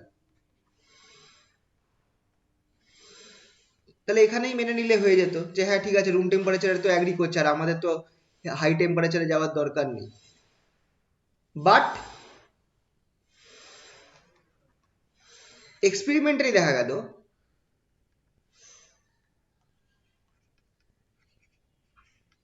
it was found that CV tends to 0 as T tends to 0। এই দেখো পিকচারটাই দেখে নিও, পিকচারটা দেখো একবার, এই পিকচার বলতে ওই গ্রাফটা। এই দেখো, যদি আমার সিভিটা কনস্ট্যান্ট থাকতো 3R এর সমান, তাহলে জিরোতেও আমার সিভির মান 3Rই হতো। কিন্তু দেখা গেছিল কি যে না, যত আমার টেম্পারেচার লো হচ্ছে সিভিটা তো জিরোতে অ্যাপ্রোচ করে। তারপর দেখো আলটিমেটলি কিন্তু এটা আমার ক্লাসিক্যালের সাথে মিশে যাওয়ার চেষ্টা করছে, আলটিমেটলি ক্লাসিক্যাল ভ্যালুর সাথে মিলে যাওয়ার চেষ্টা করছে যখন টেম্পারেচার যত বাড়তে থাকবে। কিন্তু লো টেম্পারেচারে দেখা যাচ্ছে কি, লো টেম্পারেচারে আমার সিভিটা জিরো হতে চাইছে। তার মানে সিভিটা যেটা আছে, মানে এই specific hit at constant volume, এই জিনিসটা যেটা আছে সেটা কোনো রকম ভাবে টেম্পারেচার ডিপেন্ডেন্ট হয়ে যাচ্ছে অ্যাট লো টেম্পারেচার। এটা আমার টেম্পারেচার ডিপেন্ডেন্ট হয়ে যাচ্ছে at low temperature. As T approaches 0,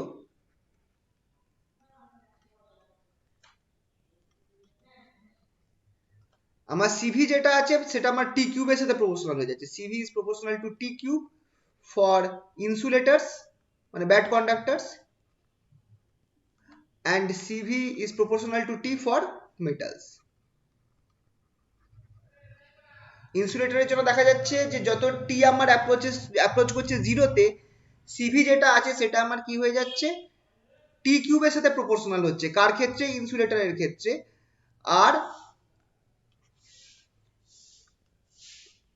টি কিউবের সাথে প্রপোর্শনাল হচ্ছে, আর সিভি যেটা আছে মেটালসের জন্য এটা আমার টি এর সমান হচ্ছে। ঠিক আছে, ওকে।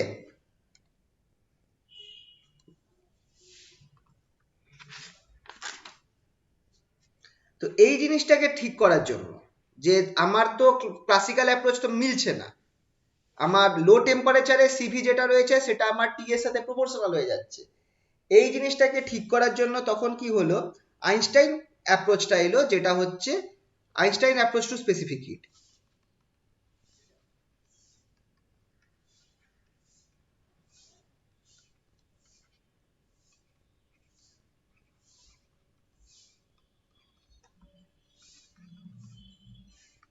আচ্ছা, এইগুলোর ক্যালকুলেশন গুলো লাগবে।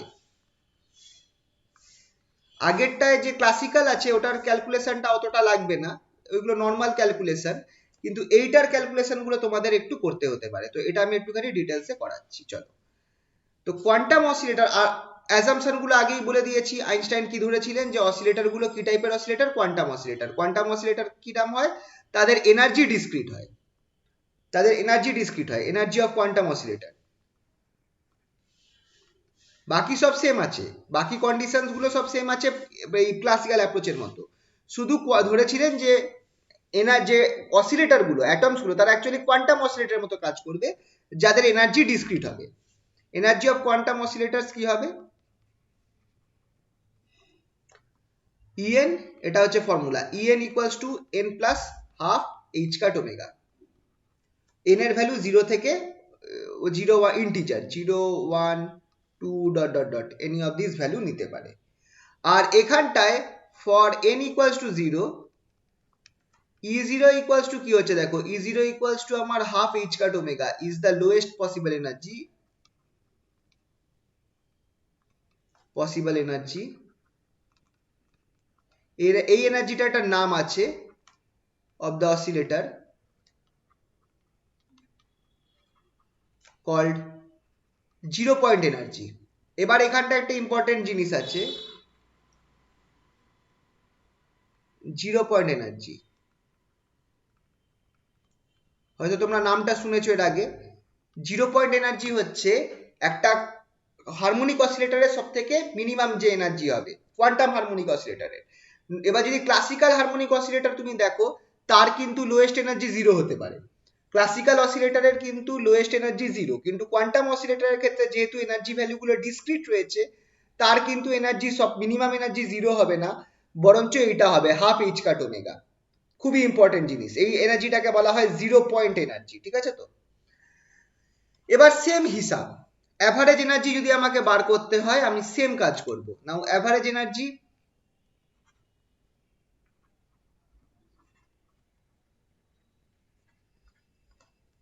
কিন্তু ই বার ইকুয়ালস টু, এবার এখানটা আমি ইন্টিগ্রেশনটা না নিয়ে, কেন ইন্টিগ্রেশন না নিয়ে সামেশন নিচ্ছি একটু বলতে পারবে, এনি আইডিয়া? হ্যাঁ, ডিসক্রিট বলে, অবভিয়াসলি এগুলো ডিসক্রিট বলে আমার এখানটায় আমি সামেশন নিচ্ছি। আর ক্লাসিক্যালের এনার্জিটা কন্টিনিউয়াস ছিল, তাই জন্য আমি ওখানটায় ইন্টিগ্রেশন নিয়েছিলাম। n equals to 0 to infinity, n equals to 0 to infinity E to the power, দেখো ফরম্যাটটা কিন্তু সেমই রয়েছে, আর কিন্তু এখানে একবারে নেওয়া হচ্ছে, ওখানটায় আমি দুটো ভাগ করে নিয়েছিলাম। এই ই টু দি পাওয়ার এখানটায় কাইনেটিক এনার্জি আর পোটেনশিয়াল এনার্জি দুটো করে ভাগ করে নিয়েছিলাম, এখানে ভাগ আমি করছি না, বাই কেবিটি। আর ইন্টিগ্রেশনের জায়গায় এখানটায় সামেশন থাকছে অ্যাজ এনার্জি ভ্যালুজ আর ডিসক্রিট,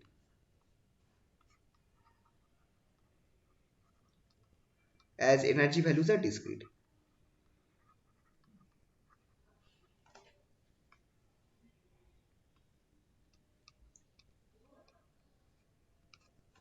তাহলে এবার আমরা চলো ক্যালকুলেশনটা করি, হুইচ ইমপ্লাইজ ই বারটা কি হচ্ছে দেখা যাক। ই বার ইকুয়ালস টু, এবার ইএন এর মানটা বসিয়ে দাও। ইএন এর মানটা কি, এন বাই এন বা plus half H cut omega, h cut ওমেগাটাকে আমি বাইরে নিয়ে যাচ্ছি, summation over n equals to 0 to infinity, এখানে আমার এন প্লাস হাফ পড়ে থাকবে, আর এখানটায় আমার ই টু দি পাওয়ার, এখানেও আমার minus N plus half, H cut omega by KBT এই জিনিসটা থাকবে। নিচে কি হচ্ছে দেখো, নিচে এই টার্মটা থাকবে summation over n equals to 0 to infinity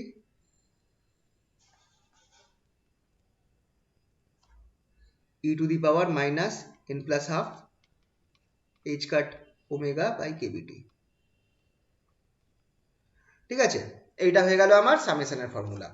এবার আমরা করছি কি, let x equals to y dash H cut by KBT, H cut omega by KBT, এটাকে আমি x ধরছি। দেন এই উপরের ইকুয়েশনটা কি হবে, যদি আমি minus H cut omega by KBT কে x ধরি, তাহলে দেখো উপরের ইকুয়েশনটা এই ফরম্যাটে চলে আসবে, e bar equals to h cut omega summation over n equals to 0 to infinity, এখানটায় আমার থাকবে n plus half e to the power, আচ্ছা মাইনাস এখানে ধরে নিয়েছি, মাইনাসটাকে x ধরে নিয়েছি, তাহলে আমার এখানটায় মাইনাস তার থাকবে না, n প্লাস হাফ হয়ে যাবে x। এইটা একটা টার্ম, নিচে summation over n equals to 0 to infinity, n equals 0 to infinity E to the power n plus half x। ঠিক আছে, এইটা হচ্ছে আমার ই বারের ফর্মুলা।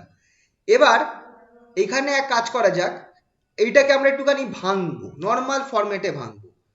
মানে এই যে সামেশনটা যদি আমরা তুলে দিতাম, সামেশনটা যদি আমি তুলে দিতাম, আমি কি লিখতে পারতাম, সবার আগে n এর জায়গায় 0 বসাবো, n এর জায়গায় 0 বসালে কি পাবো বলো, ফার্স্ট টার্মটা। আচ্ছা এটা আমি একটু পরে এখানে লিখলেই ভালো হতো, জায়গা আছে। n এর জায়গায় যদি আমি 0 বসাই, ফার্স্ট টার্মটা খেয়াল করো, আমি এইটা পাবো কিনা বলো, হাফ পাবো, তারপরে e to the power x by two, right, n এর জায়গায় 0 বসালে। তারপরের টার্মটা কি হবে, n এর জায়গায় 1 বসালে কি হবে, 3/2। এই জিনিসটা। তারপরে যদি আমি n এর জায়গায় 2 বসাই, এরকম চলতে থাকবে। নিচে খেয়াল করে দেখো, নিচে আমার এই টার্মটা থাকবে, সেম টার্মগুলো থাকবে, এই হাফ, এই যে গুণ হচ্ছে, সেই গুণের যে টার্মটা গুণ হচ্ছে সেটা থাকবে না শুধু, মানে নিচে থাকবে আমার ই to the power x by two, e to the power 3x by two plus E to the power 5x by two plus dot dot dot. আচ্ছা এবার একটা জিনিস দেখা যাক, এই যে ইকুয়েশনটা আমি পেয়েছি, এই ইকুয়েশনটার মধ্যে যদি আমি একটা জিনিস দেখার বিষয়, সেটা হচ্ছে নিচের টার্মটা যেটা আছে, নিচের টার্মটা যদি আমি ডেরিভেটিভ করি, আমি উপরের টার্মটা পাবো, হ্যাঁ কি না? নিচের টার্মটা যদি আমি ডেরিভেটিভ করি,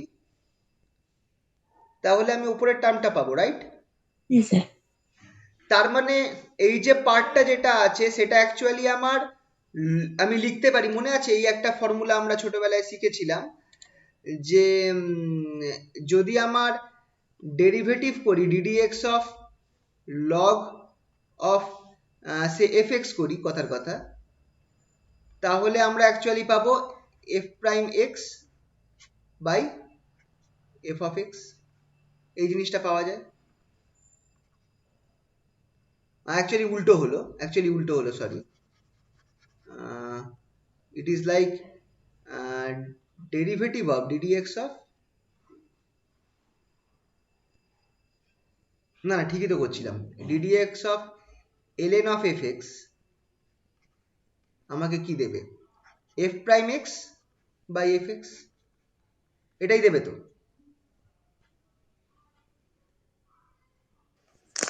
হ্যাঁ স্যার। তাহলে এইখানে তুমি দেখো, নিচের পার্টটা যদি আমি ডেরিভেটিভ করি, আমি উপরের পার্টটা পাবো। তার মানে আমার এই নিচের পার্টের লগের ডেরিভেটিভ লিখতে পারি, এই পুরো এই টার্মটাকে, এইচ কাট ওমেগার পরে যে টার্মটা আছে পুরো টার্মটা, সেটাকে আমি কি লিখতে পারি, derivative of log of this down, এই নিচের যে ডিনোমিনেটরের পার্টটা। বোঝা গেল তো? H cut omega ddx of ln e to the power x by 2 plus e to the power 3x by 2 plus e to the power 5x by 2 plus dot dot dot. Right, এটা লেখা যাবে। এবার একটা কাজ করছি এখানটায়, আর একটা কাজ, এই যে লগ রয়েছে এখানে সেকেন্ড ব্র্যাকেট দিলাম, আমি e to the power x by two common নিয়ে নিই। E to the power x by two যদি কমন নিয়ে নিই, প্রথম পার্টটা 1 হবে, তারপরেরটা খেয়াল করে দেখো ই টু দি পাওয়ার এক্স হবে, তারপরেরটা ই টু দি পাওয়ার 2x হবে, তারপরেরটা এরকম চলতে থাকবে, রাইট? লিখতে পারি e to the power 2x common নিয়ে নিলাম। এবার একটা জিনিস দেখার আছে, সেকেন্ড পার্টটা যেটা আছে সেটা কি রিপ্রেজেন্ট করে?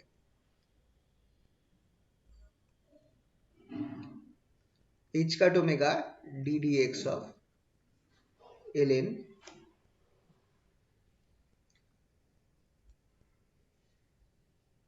আচ্ছা এখানটায় আমি এক কাজ করতে পারি, লগটাকে আমি ঢুকিয়ে দিই।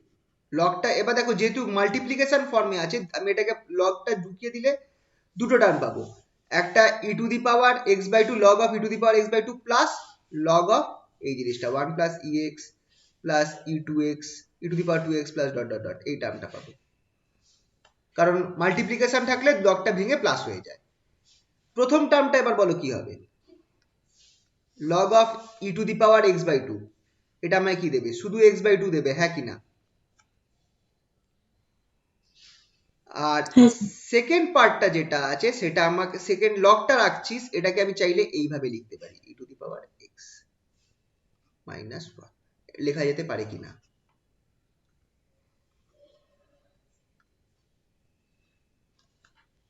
এটা কোথা থেকে হলো?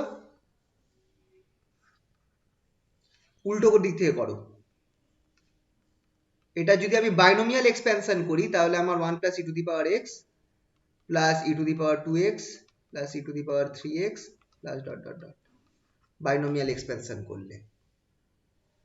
তাই ওপরের পার্টটাকে আমি 1 minus E to the power X whole to the power minus 1 লিখতে পারি, ঠিক তো?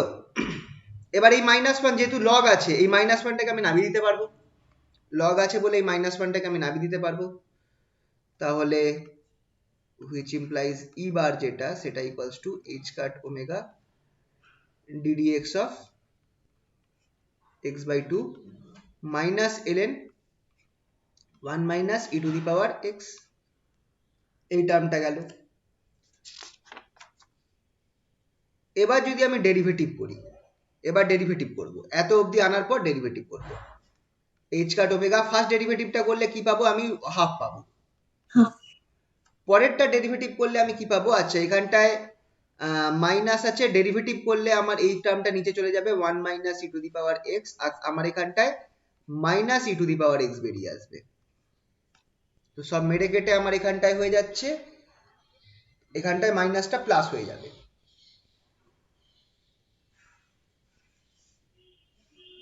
ঠিক করলাম তো? দেখে নি। হ্যাঁ, তাহলে এইটাকে আমি নিচে লিখছি, পরের পেজে যাচ্ছি একটুখানি, এই অবধি আশা করছি হয়েছে। এবার যেটা কি পাচ্ছি, এইচ কাট ওমেগা, আমি একবার আগের লাইনটা লিখছি আর একবার, আচ্ছা মাইনাসটা ঢুকিয়ে দিচ্ছি, এটা প্লাস হয়ে গেল e to the power x by 1 minus E to the power x, এই টার্মটা পেলাম।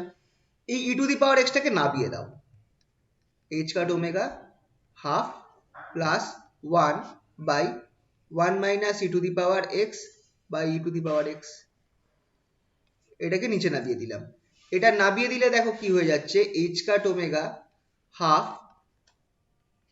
1 by E to the power minus X minus 1, এটা লেখা যেতে পারে।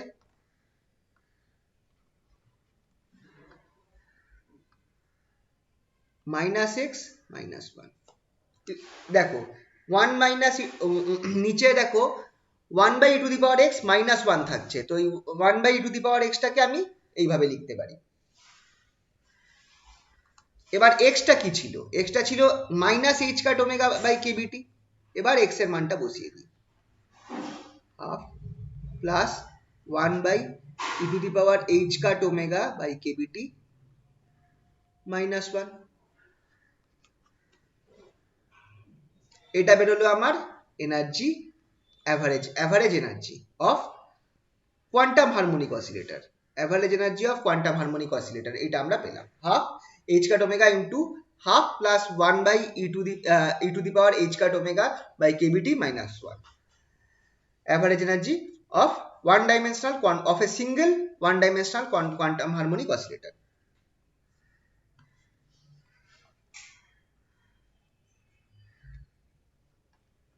খেয়াল করে দেখো, এটা ক্লাসিক্যালের ক্ষেত্রে জাস্ট কি বেরিয়েছিল, আরটি বেরিয়েছিল, 3RT বেরিয়েছিল বা 3NKBT বেরিয়েছিল, আর এটা বেরোচ্ছে আমার কোয়ান্টামের ক্ষেত্রে average energy of a single quantum harmonic oscillator.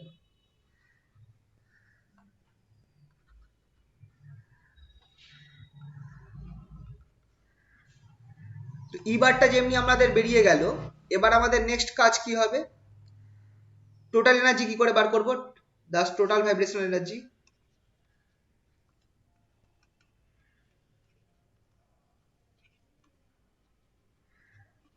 সেটা হচ্ছে u equals to same case 3n E bar, 3n দিয়ে গুণ করতে হবে, সেম কেস, কারণ আইনস্টাইন বাকি অ্যাজাম্পশন গুলো কিন্তু সেম নিয়েছিলেন। আইনস্টাইন বলেছিলেন ক্লাসিক্যাল অ্যাপ্রোচের মতোই যে অ্যাটমস গুলো যারা আছে তারা নিজেরা ইন্ডিপেন্ডেন্টলি ভাইব্রেট করছে, এর ভাইব্রেশনটা পাশের জনের ভাইব্রেশনকে এফেক্ট করছে না, আর এই অ্যাটমস গুলো 3 ডাইমেনশনে ভাইব্রেট করতে পারে, এই অ্যাটমস গুলো 3 ডাইমেনশনে ভাইব্রেট করতে পারে। তো সেই হিসাবে দেখতে গেলে আমার, আর যদি n সংখ্যক অ্যাটমস থাকে তাহলে 3n গুণ করতে হবে, টোটাল একটা ভাইব্রেশনের জন্য যা হবে এখানে আমাকে n সংখ্যক ভাইব্রেশন যেটা 3 ডাইমেনশনে ভাইব্রেট করতে পারে তাদের জন্য 3n গুণ করতে হবে। তো সেই গুণ করলে আলটিমেটলি আমি কি পাবো, u ইকুয়ালস টু 3n ই বার।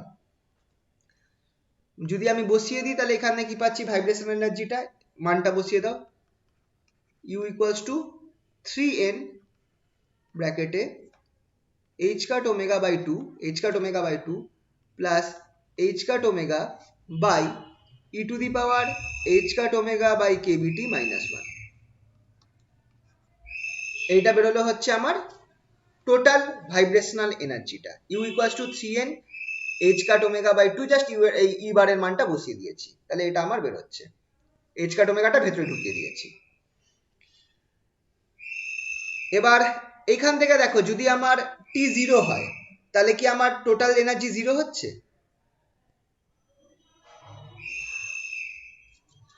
এখান থেকে আমার জিনিসটা কিন্তু দেখা যাচ্ছে যে যখন t আমার 0 হয়ে যাচ্ছে, খেয়াল করে দেখো এই টার্মটা আমার ইনফাইনাইট হয়ে যাচ্ছে, হ্যাঁ কি না? t যখন 0 হচ্ছে এই টার্মটা আমার ইনফাইনাইট, এই নিচের টার্মটা ইনফাইনাইট হয়ে যাচ্ছে, তার ফলে আমার এই সেকেন্ড টার্মটা 0 হয়ে যাচ্ছে, তাহলে ইন্টারনাল এনার্জি 0 হচ্ছে না। at t equals to 0 u হয়ে যাচ্ছে কত, u equals to 3n h cut omega by 2, সামনের টার্মটা যেটা ফার্স্ট টার্মটা থেকে যাচ্ছে 3n h cut omega by 2, এইটাই হচ্ছে আমার 0 point energy, which is the 0 point energy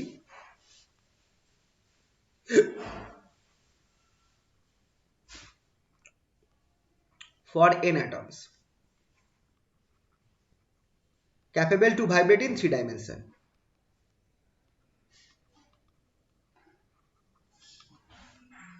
three ডাইমেনশনে ভাইব্রেট করতে পারবে এরকম n সংখ্যক অ্যাটমসের 0 পয়েন্ট এনার্জি এইটা, খেয়াল করবে 0 পয়েন্ট এনার্জি কত বলেছিলাম, E0 equals to half h cut omega, খেয়াল করে দেখো এখানটা এটার সাথে 3n গুণ আছে, 0 পয়েন্ট এনার্জি ছিল half h cut omega, খেয়াল করে দেখো 3n গুণ আছে, 3n by half h cut by 2 h cut omega।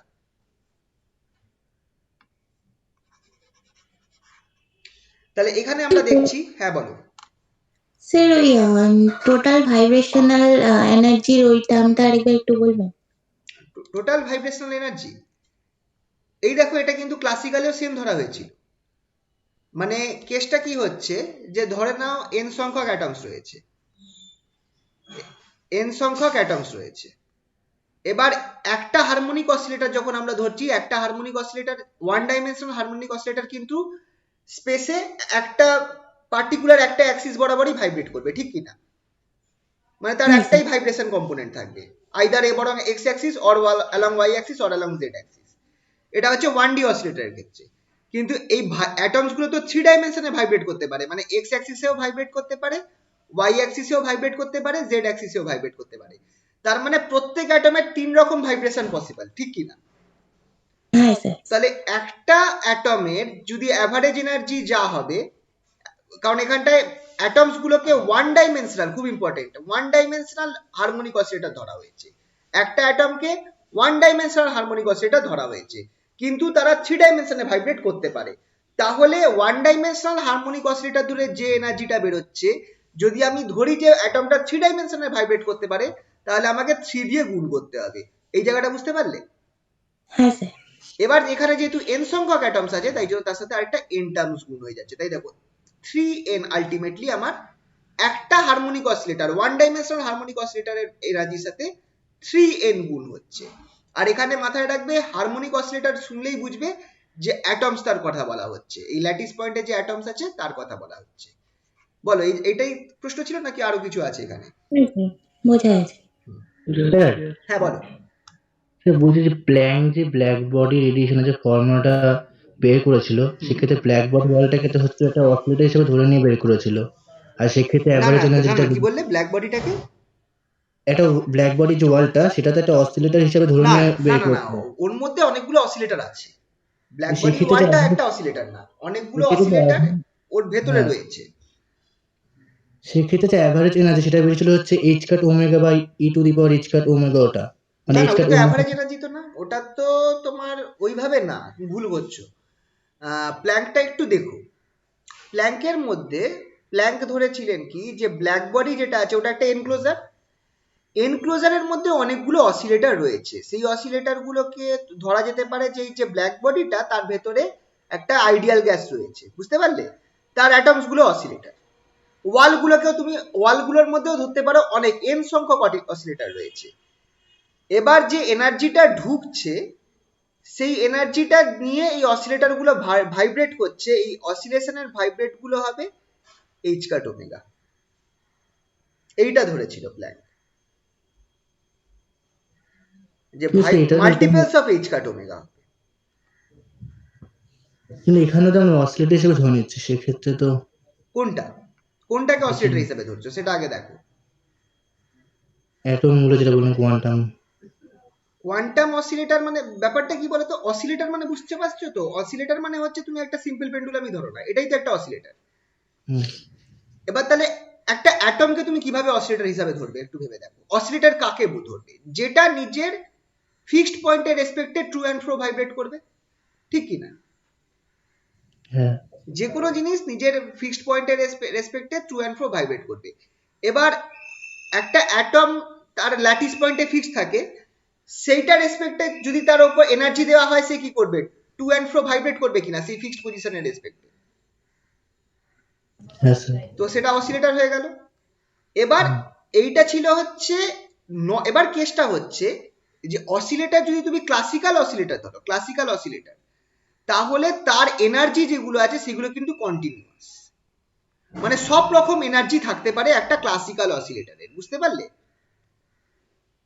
এই জায়গাটা বোঝার চেষ্টা করবে। একটা ক্লাসিক্যাল অসিলেটরের ক্ষেত্রে তার সব ধরনের এনার্জি থাকতে পারে। তুমি একটা সিম্পল পেন্ডুলামের কথাই ভেবে দেখো না, সিম্পল পেন্ডুলামের অনেক রকম এনার্জি পসিবল, অ্যাভারেজ এনার্জি কিন্তু অনেক রকম ভাবে পসিবল। এর টাইম পিরিয়ড অনুযায়ী তুমি লেন্থ চেঞ্জ করবে, টাইম পিরিয়ড চেঞ্জ হবে, এর এনার্জি চেঞ্জ হবে, ফ্রিকোয়েন্সি চেঞ্জ হবে, এনার্জি চেঞ্জ হবে, ঠিক কি না? মানে তুমি কিন্তু রিগোরাসলি যে কোনো এনার্জি তুমি দিতে পারো, বুঝতে পারলে? তোমাকে কি করতে হবে? শুধু লেন্থটা চেঞ্জ করতে হবে। তুমি একটা পার্টিকুলার ভ্যালু লেন্থ করলে, তার জন্য ফ্রিকোয়েন্সি চেঞ্জ হয়ে গেল। ফ্রিকোয়েন্সি ইকুয়ালস টু কত হয়? Frequency equals to 1 by 2, 2 pi ছিল গুণ 2 pi by omega, 2 pi root over G by L, তাই তো? হ্যাঁ স্যার। তো এল চেঞ্জ করলেই তোমার ফ্রিকোয়েন্সি চেঞ্জ হবে। হুম, তাহলে আর যদি ফ্রিকোয়েন্সি চেঞ্জ হয় তাহলে তোমার এনার্জি চেঞ্জ হবে। হ্যাঁ স্যার। তাহলে যে কোনো টাইপের এনার্জি থাকতে পারে কোয়ান্টাম নর্মাল ক্লাসিক্যাল অসিলেটরে। কিন্তু কোয়ান্টাম অসিলেটর গুলোর ক্ষেত্রে এনার্জি ভ্যালু কিন্তু কন্টিনিউয়াস হবে না, এনার্জি ভ্যালু ডিসক্রিট হবে।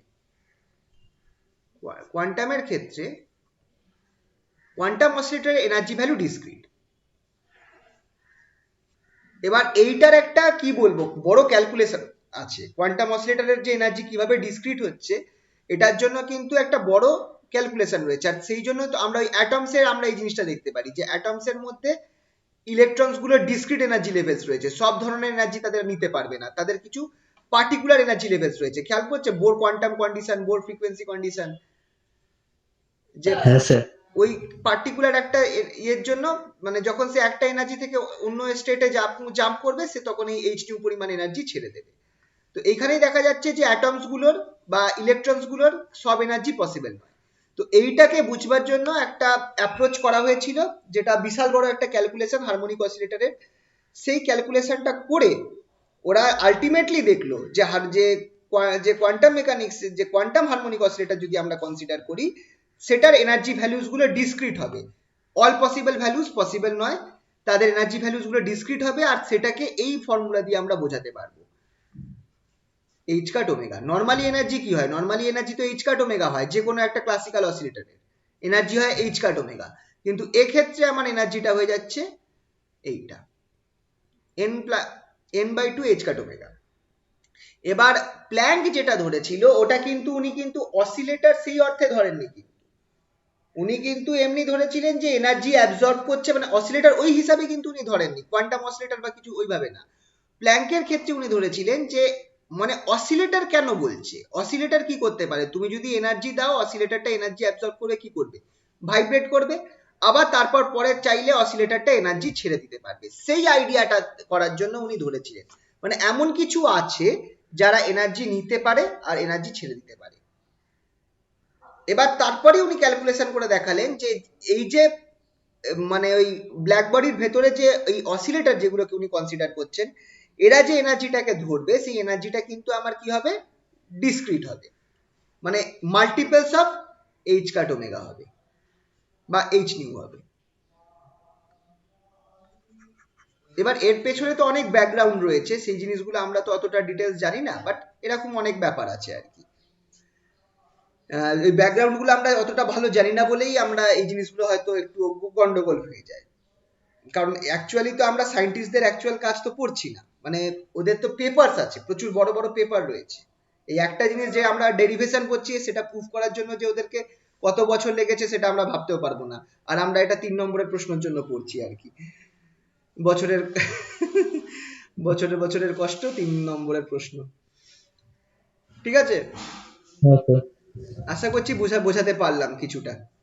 হ্যাঁ হ্যাঁ।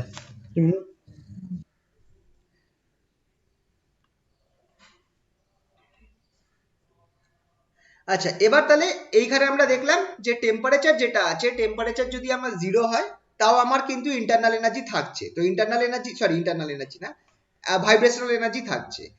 তাহলে মানে কি যে আমার তাহলে আর এই কেসটা হচ্ছে না। এইটা একটা জিনিস দেখলাম। আর এনার্জি যেটা আছে সেই এনার্জিটার ভ্যালুটা কি হবে, এবার হাই টেম্পারেচারে আমরা দেখবো যে হাই টেম্পারেচারে এর ফর্মুলাটা কিরকম ভাবে আমার ক্লাসিক্যাল রেজাল্টের সাথে ম্যাচ খাচ্ছে, আর লো টেম্পারেচারে কি হচ্ছে সেটাও দেখবো। এবার অ্যাট হাই টেম্পারেচার কি হচ্ছে দেখো, আইনস্টাইন অ্যাপ্রোচটা অ্যাট হাই টেম্পারেচারে কিন্তু ক্লাসিক্যাল অ্যাপ্রোচের সাথে ম্যাচ খেয়ে যাবে, মানে 3 RT ফেরত পাবো।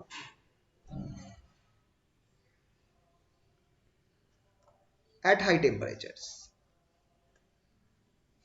ফর্মুলাটা কি ছিল, আচ্ছা হাই টেম্পারেচারে কি হবে, এইচ কাট ওমেগা টি বড় হবে না স্মল হবে, বড় না ছোট? ছোট কেন, কারণ টিটা উপরে আর টিটা নিচে আছে, টি যদি হাই হয় তাহলে এই টার্মটা স্মল হবে, right? H cut omega t will be small at high temperatures. Thus you যেটা আছে, যেটা হচ্ছে আমার ভাইব্রেশনাল এনার্জি, সেটার ফর্মুলাটা লেখো, h cut omega by 2 plus এর পরের যে টার্মটা আছে এইচ কাট ওমেগা, এই টার্মটাকে আমি উপরে উঠিয়ে দিলাম এই ফরম্যাটে, H cut omega by KBT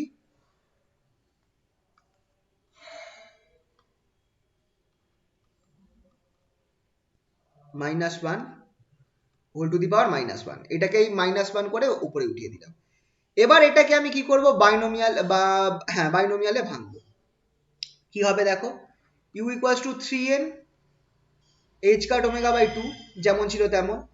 এবার প্লাস এইচ কাট ওমেগা, এবার এই যে টার্মটা আছে এটাকে আমি করব কি ই টু দি পাওয়ার, এই যে টার্মটা আছে ই টু দি পাওয়ারের ফর্মুলায় ভাঙবো, বাইনোমিয়ালে ভাঙবো না, ই টু দি পাওয়ারের ফর্মুলায় ভাঙবো। ই টু দি পাওয়ারের ফর্মুলা কি বলো?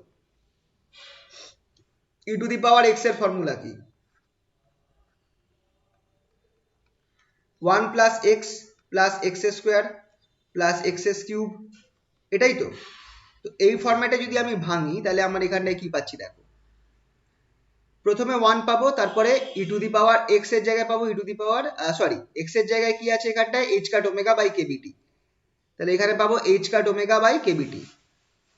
তারপরের টার্মটা কি হবে, h cut omega by KBT square, right, whole square, plus dot dot dot, লাস্টে দেখো মাইনাস ওয়ানটাকে রাখতে হবে, whole to the power minus one. এটা বুঝতে পারছো তো? দেখো এই জায়গাটা বুঝতে পারলে কিনা বলো। ই টু দি পাওয়ার কেবিটিটাকে আমি ভাঙলাম এই ফরম্যাটে, 1 plus h cut omega by KBT plus h cut omega by KBT whole square, এরপর বাকি টার্মস গুলো থাকবে, লাস্টেই মাইনাস ওয়ান আছে, এই লাস্টের যে মাইনাস ওয়ানটাই প্রথমে যে প্লাস ওয়ানটা, এরা একে অপরকে কেটে দেবে। তাহলে আমার ইউটা কত হচ্ছে বলো, which implies u equals to 3n h cut omega by 2 plus h cut omega, 1 1 কেটে গেছে আমার এইখানটায়। আমি প্রথম দুটো টার্ম, আচ্ছা একটা জিনিস মিস হলো,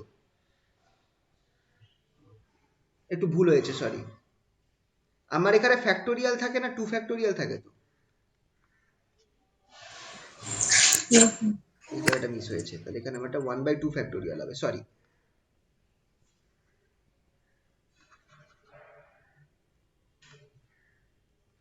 h cut omega by kbt plus 1/2 factorial h cut omega by kbt whole square, এরকম ভাবে চলতে থাকবে। তাহলে লাস্ট টার্মটা কি হচ্ছে দেখো, h cut omega রইলো, এর সাথে গুণ করছি, 1টা কেটে গেছে, h cut omega by kbt। Sir হ্যাঁ বলো। স্যার বলছি মাইনাস ওয়ানটাকে আমরা বাইনোমিয়াল এক্সপেনশন করে না নিচে দরকার, নামিয়ে দিতে এই মোমেন্টে হ্যাঁ করা যেতে পারে, চলো করছি একটু পরে। h cut omega h cut omega by kbt,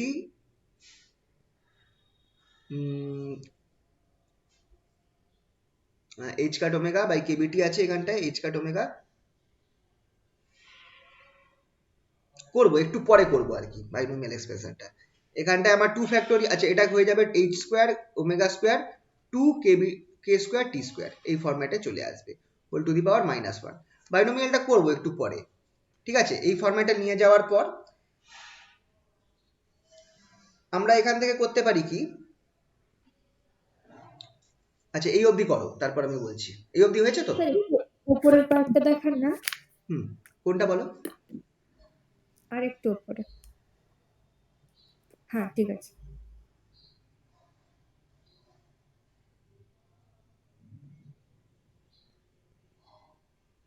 হয়ে গেলে বলো, হ্যাঁ।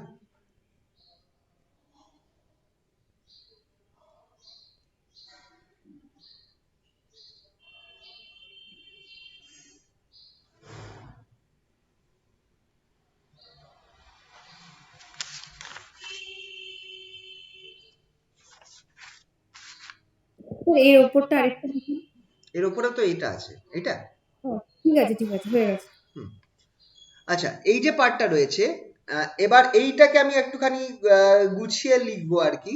আমি পরের পেজে যাচ্ছি একটুখানি, আরেকবার এটাকে লিখছি, লাস্ট লাইনটাকে। আমরা পেয়েছিলাম এই জিনিসটা, আচ্ছা 3n h cut omega by 2 plus h cut omega, আচ্ছা এক কাজ করছি, এই যে whole to the power minus one আছে তো, এটাকে আমি নিচে করে দিচ্ছি। এটা তো হোল টু দি পাওয়ার, যদি আমি আগের পেজে যাই, এটা তো whole to the power minus one আছে, এই পুরো টার্মটাকে আমি নিচে লিখতে পারি একটু সুবিধার জন্য। তাহলে এক কাজ করি, এইখানটায় আমি এইচ কাট ওমেগাটা উপরে রাখি, এইচ কাট ওমেগাটা উপরে রাখি, আর এই পুরো টার্ম যেটা পেয়েছি সেটাকে আমি নিচে করে দিচ্ছি, মানে h cut omega by kBT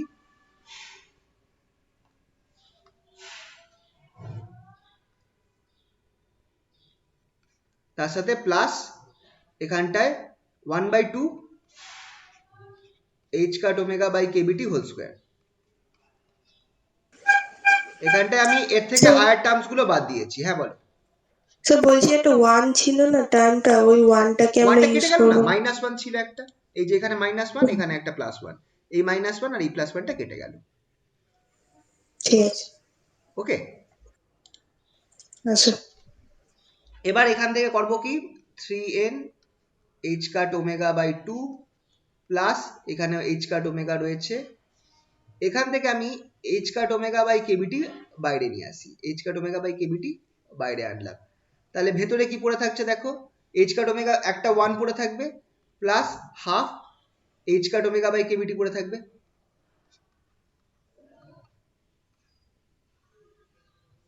হ্যাঁ কি না?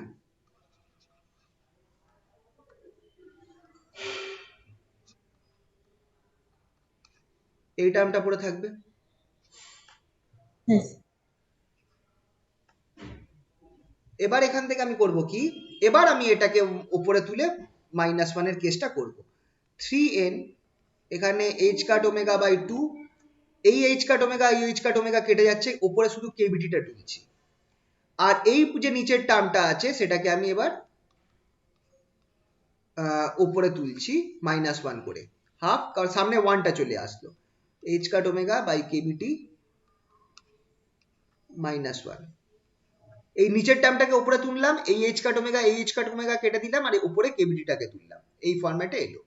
এবার বাইনোমিয়াল করব, 3n h cut omega by 2 plus KBT, এখানটায় 1 minus half h cut omega by কেভিটি।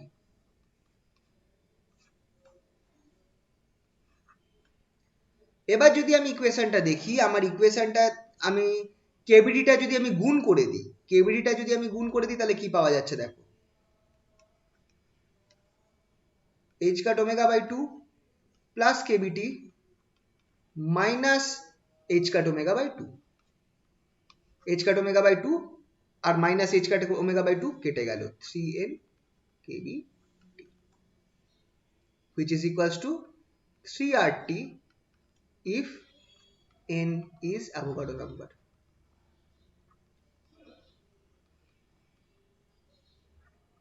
মানে that is for 1 mole.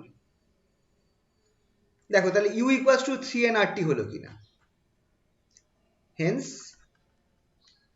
CV equals to del u del t at constant v equals to 3R, which agrees with the classical result।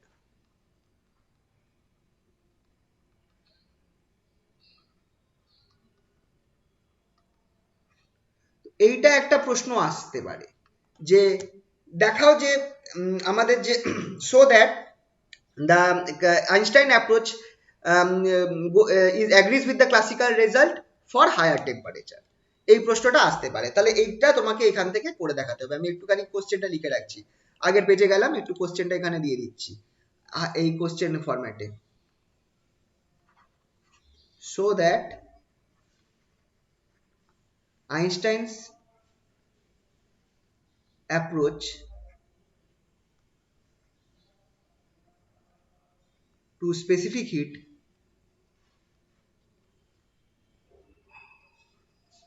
agrees with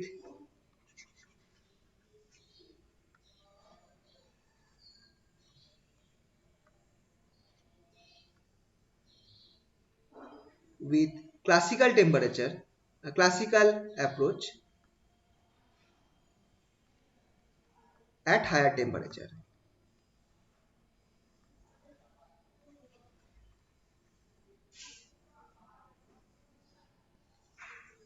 এটা শুরু করতে হবে এখান থেকে, at high temperatures at high T h cut omega by kBT will be small। ঠিক আছে, তো তো এই প্রশ্নটা এইভাবে আসতে পারে। এবার নেক্সট আসছে, তাহলে এইটা তো হয়ে গেল ক্লাসিক্যাল অ্যাপ্রোচের সাথে ম্যাচ খাচ্ছে যদি আমার টেম্পারেচারটা হাই হয়। এবার তাহলে আমরা দেখব কি হয় যদি টেম্পারেচারটা লো হবে, তখন কি হবে, what will happen at low temperatures। at low temperatures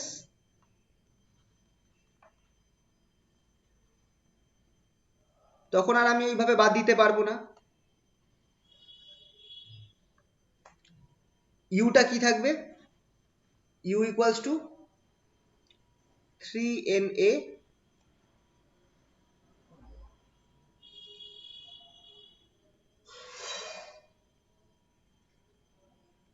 h cut omega by 2 plus h cut omega by e to the power h cut omega by kbt minus 1। এটা হচ্ছে ইউ এর ফর্মুলাটা, যেটা আমরা পেয়েছি সেটাই। আমরা খেয়াল করে দেখো আমরা কি করেছিলাম, এই টার্মটাকে আমরা ভাগিয়ে দিয়েছিলাম, এই টার্মটার জায়গায় আমরা মানে এই টার্মটাকে উঠিয়ে দিয়েছিলাম আর কি, ক্লাসিক্যাল অ্যাপ্রোচটাতে, মানে ক্লাসিক্যাল না, হাই টেম্পারেচারের অ্যাপ্রোচটাতে। এইটাকে আমি আর এখানে করতে পারবো না, আমাকে এইটাই রাখতে হবে। এটা হচ্ছে ফর, আচ্ছা এখানে এন এটা হচ্ছে অ্যাভোগাড্রো নাম্বার।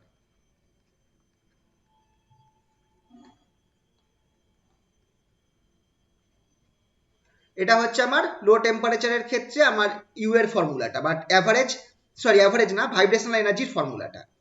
তাহলে সিভি কি হবে,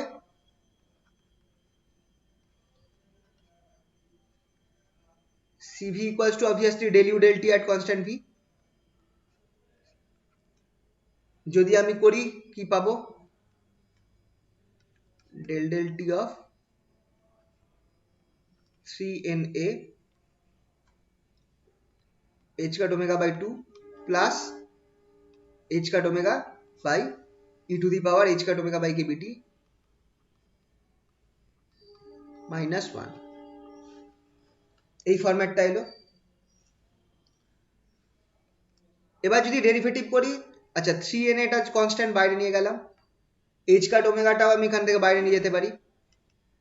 এবার ফার্স্ট টার্মটা তো দেখো, ফার্স্ট টার্মটা তো ফুলটা কনস্ট্যান্ট, ফার্স্ট টার্মটা তো জিরো হয়ে যাবে ডেরিভেটিভ করলে, ফার্স্ট টার্মটা তো জিরো হয়ে যাবে। সেকেন্ড টার্মটার জন্য আমায় দেখতে হবে এই পার্টটার ডেরিভেটিভ হবে, সেকেন্ড পার্টটার জন্য এই পার্টটা ডেরিভেটিভ হবে, that is del del t of 1 by E to the power h cut omega by kbt minus 1। এই পার্টটা ডেরিভেটিভ করব। এটা ডেরিভেটিভ করলে কি পাবো দেখা যাক, 3na h কাট ওমেগা, এটা ডেরিভেটিভ করলে হবে কি, এই এই নিচের যে টার্মটা আছে সেটা স্কোয়ার হয়ে যাবে, E to the power h cut omega by kbt minus 1 whole square. এবার কি করছি, এই জিনিসটা উপরে উঠলো, h cut omega by kbt। আর কি, আচ্ছা এখানে কেস আছে, সরি দুটো টার্মে হবে এটা। যখন আমি ডেরিভেটিভ করব এই টার্মটার উপর ডেরিভেটিভ হবে, মানে E to the power h cut omega by kbt, এটার উপর একটা ডেরিভেটিভ হবে, মানে চেন রুল হতে থাকবে। তাহলে এটার উপর ডেরিভেটিভ হলে আমি h cut omega by kb এই টার্মটা বেরিয়ে আসবে, তার সাথে আমার ই to the power h cut omega by kbt থাকবে। আর তারপর দেখো এই ডেরিভেটিভ হবে কার ওপর, 1 বাই t এর ওপর। এতটা কেস হবে, চেন রুল হতে থাকছে। প্রথমে এই নিচের টার্মটা উপর ডেরিভেটিভ হওয়ার ফলে এটা স্কোয়ার হয়ে গেল। এবার আমাকে শুধু E to the power h omega by kbt এর উপর ডেরিভেটিভ হবে, সেইটা হলে আমার h ওমেগা বাই kb বেরিয়ে আসবে, ই to the power h cut omega by kbt থাকবে। এবার এই নিচে t আছে, তাই জন্য তোমার এই 1 বাই t এর উপর একটা ডেরিভেটিভ হতে হবে, চেন রুল চলতে থাকছে। এই 1 বাই t এর উপর ডেরিভেটিভ হলে কি হচ্ছে দেখো, na h কাট ওমেগা, এখানটা আমি যা আছে লিখি h cut omega by kb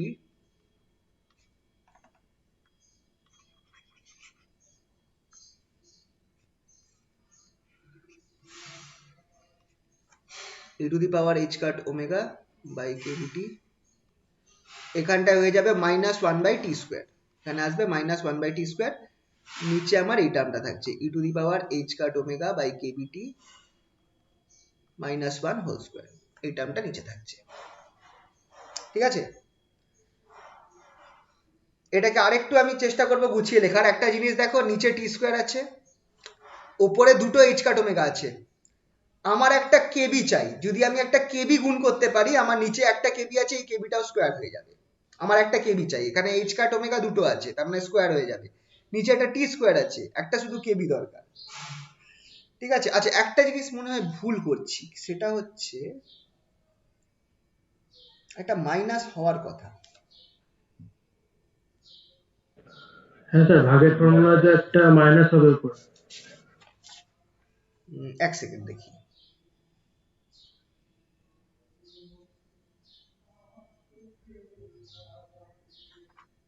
um,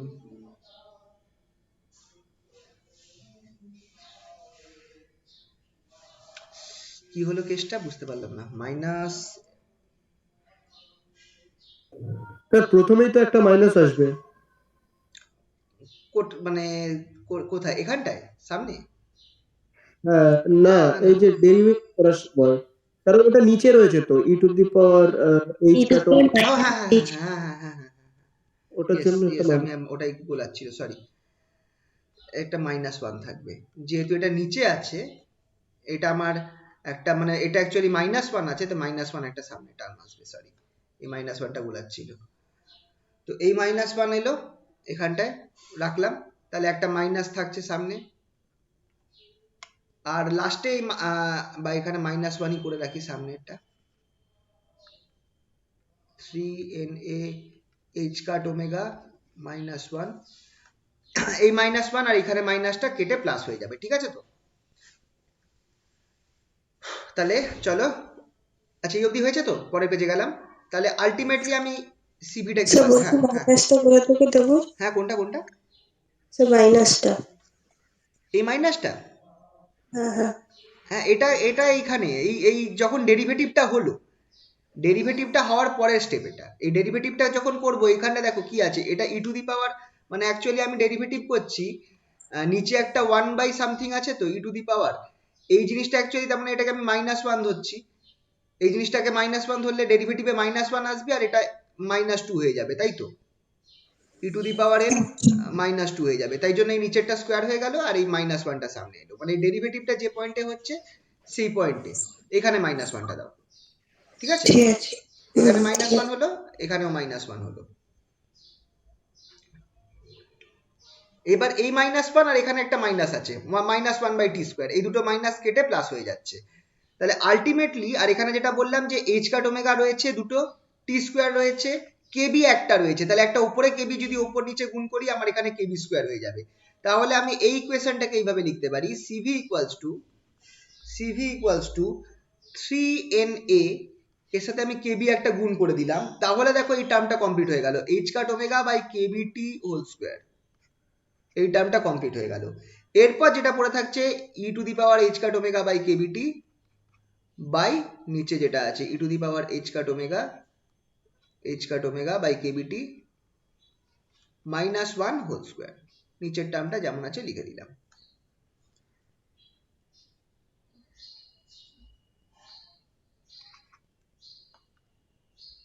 -1 whole square, এইটা পেলাম।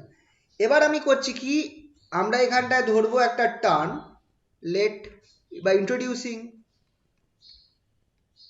স্যার ওই কেবিটিটারও কি স্কোয়ার হবে? কেবিটি কোনটা? হ্যাঁ, এই যে ওই নিচেরটা। এই যে কেটা আমি একটা গুণ করলাম উপর নিচে, ও আচ্ছা। এই দেখে নাও এখানটায় দুটো এইচ কাট ওমেগা, আর এখানটায় একটা টি স্কোয়ার, দুটো এইচ কাট ওমেগা, কেবি নিচে একটাই রয়েছে, তাই জন্য উপরে আমাকে একটা কেবি ঢোকাতে হয়েছে। তার ফলে আমার এখানটা কেবি, উপরের কেবিটা ঢোকাবার ফলে এটা স্কোয়ার হয়ে গেল, ঠিক তো? এবার ইন্ট্রোডিউসিং হ্যাঁ আর sir. New quantity by new term,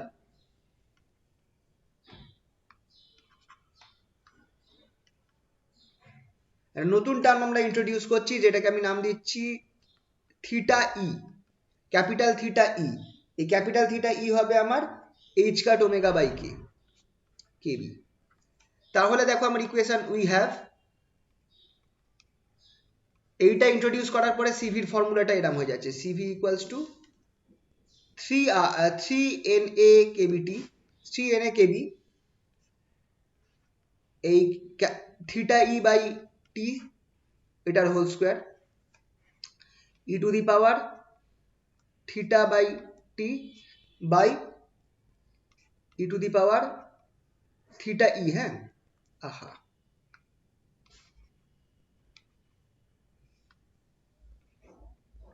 theta E by T, theta E by T -1 whole square, এইটা আমরা পেলাম সি এর ফর্মুলা। এখানে আরেকটা কাজ করতে পারি, সিভি ইকুয়ালস টু 3n কেবিটিটাকে আর ধরে নিতে পারি, তাহলে 3r E by T whole square e to the power theta e by t by e to the power theta e by t minus 1 whole square. এইটা হচ্ছে আমার ফাইনাল ভ্যালু অফ সিভি। এই ফর্মুলাটা মাথায় রাখবে, final value of CV.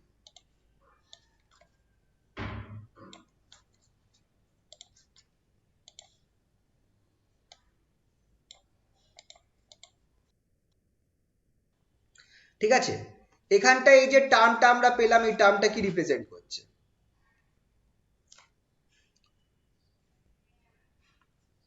The term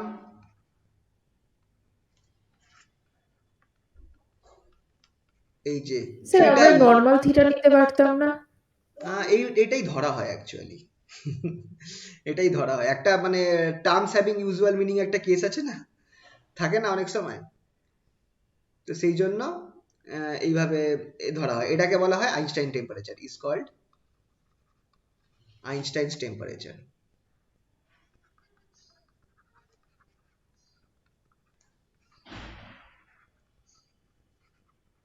normal theta কি কোনো বইতে আছে? আমি দেখিনি। স্যার এই থিটা লিখতেই তো টাইম চলে যাচ্ছে, হচ্ছে না, না। ওই তো গোল দেবে, একটা এইচ লিখে গোল করে দেবে, সিম্পল, ক্যাপিটাল এইচ গোল।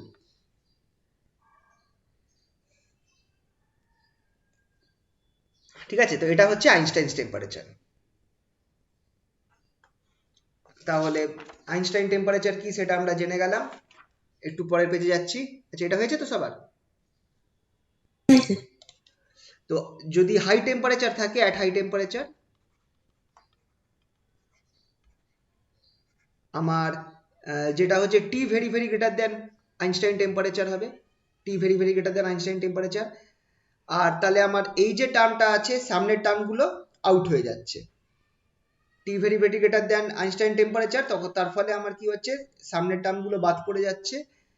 সেই অবস্থাতে আমার সিভি ইকুয়ালস টু 3R হয়ে যাচ্ছে। এটা আমরা আগেও দেখেছি, ইউ ইকুয়ালস টু 3RT হচ্ছে and CV equals to 3R as obtained earlier. এই যে আমরা একটু আগে আমরা একটা কোশ্চেন করালাম না, ওই কোশ্চেনটা ওইটাই করতে হবে, কিন্তু হাই টেম্পারেচারে আমাকে ওইভাবেই করে দেখাতে হবে। আর লো টেম্পারেচারে কি হচ্ছে, অ্যাট লো টেম্পারেচার টি যেখানে very very less than capital theta E, সেক্ষেত্রে আমার কি হয়ে যাচ্ছে, ফর্মুলাটা এরকম হচ্ছে, CV equals to 3R E by T whole square, যেটা ছিল সেটাই, বাই টি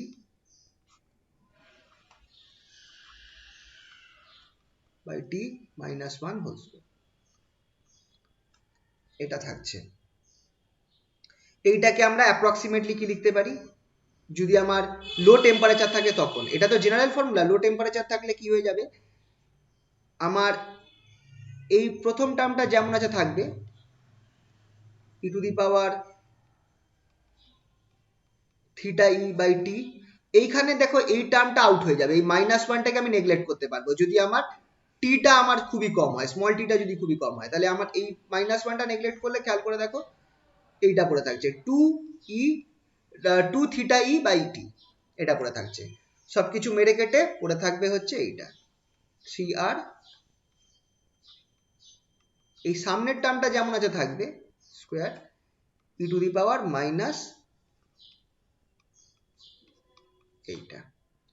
এইটা কি রিপ্রেজেন্ট করছে, লো টেম্পারেচারে thus at low temperature the specific heat falls rapidly, thus at low temperature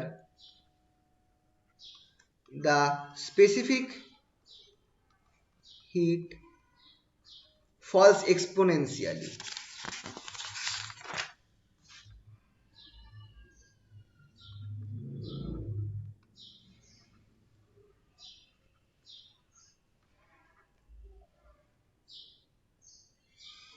Falls off exponentially.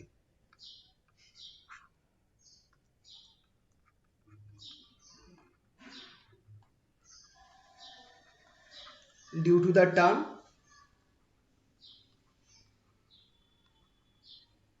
E to the power এই যে ই to the power minus, এখানে জায়গা নেই, E to the power minus theta E by T. এই টার্মটা যে থাকছে, এই টার্মটার জন্য, এই সেকেন্ড লাস্ট টার্মটার জন্য E to the power minus theta E by T, এই টার্মটার জন্য আমার কি হচ্ছে, লো টেম্পারেচারে আমার স্পেসিফিক হিটটা এক্সপোনেনশিয়ালি ফল করছে। গ্রাফটা যদি দেখি, এইটা হবে আমার গ্রাফটা, এইরকম ভাবে গ্রাফটা দেখো। হাই টেম্পারেচারে এই দেখো এখানটায় আমার এই থিটাটা রয়েছে, এই থিটাটা রয়েছে টি বাই থিটা, যেটা হচ্ছে আইনস্টাইন টেম্পারেচার। আবার আরেকটা ক্ষেত্রে এটা ডি বাই টেম্পারেচারও হবে, ঠিক আছে? তো পরে এটা আসছে এই ব্যাপারটা। আর তো দেখো ক্লাসিক্যাল অ্যাপ্রোচ গুলো ছিল কনস্ট্যান্ট থাকবে, আইনস্টাইন অ্যাপ্রোচ গুলো ছিল লো টেম্পারেচারে আমার কম থাকবে, তারপর বাড়তে বাড়তে রুম টেম্পারেচারে গিয়ে ক্লাসিক্যালের সাথে ম্যাচ খেয়ে যাবে। কিন্তু তাও এর মধ্যে কিছু ফল্ট ছিল, এটার মধ্যে কিছু ডিসক্রিপেন্সি পাওয়া গেছিল, মানে এক্সপেরিমেন্টাল যে কার্ভটা তার সাথে আইনস্টাইনের কার্ভ ম্যাচ করছিল না। সেটা ঠিক করার জন্য ওই ডিবাই থিওরি দিলেন, সেটা আমার এক্সপেরিমেন্টাল ডেটার সাথে ম্যাচ খেয়ে গেল। ডিবাইটা আমি নেক্সট দিন করাবো, আজকে এই অবধি থাকুক।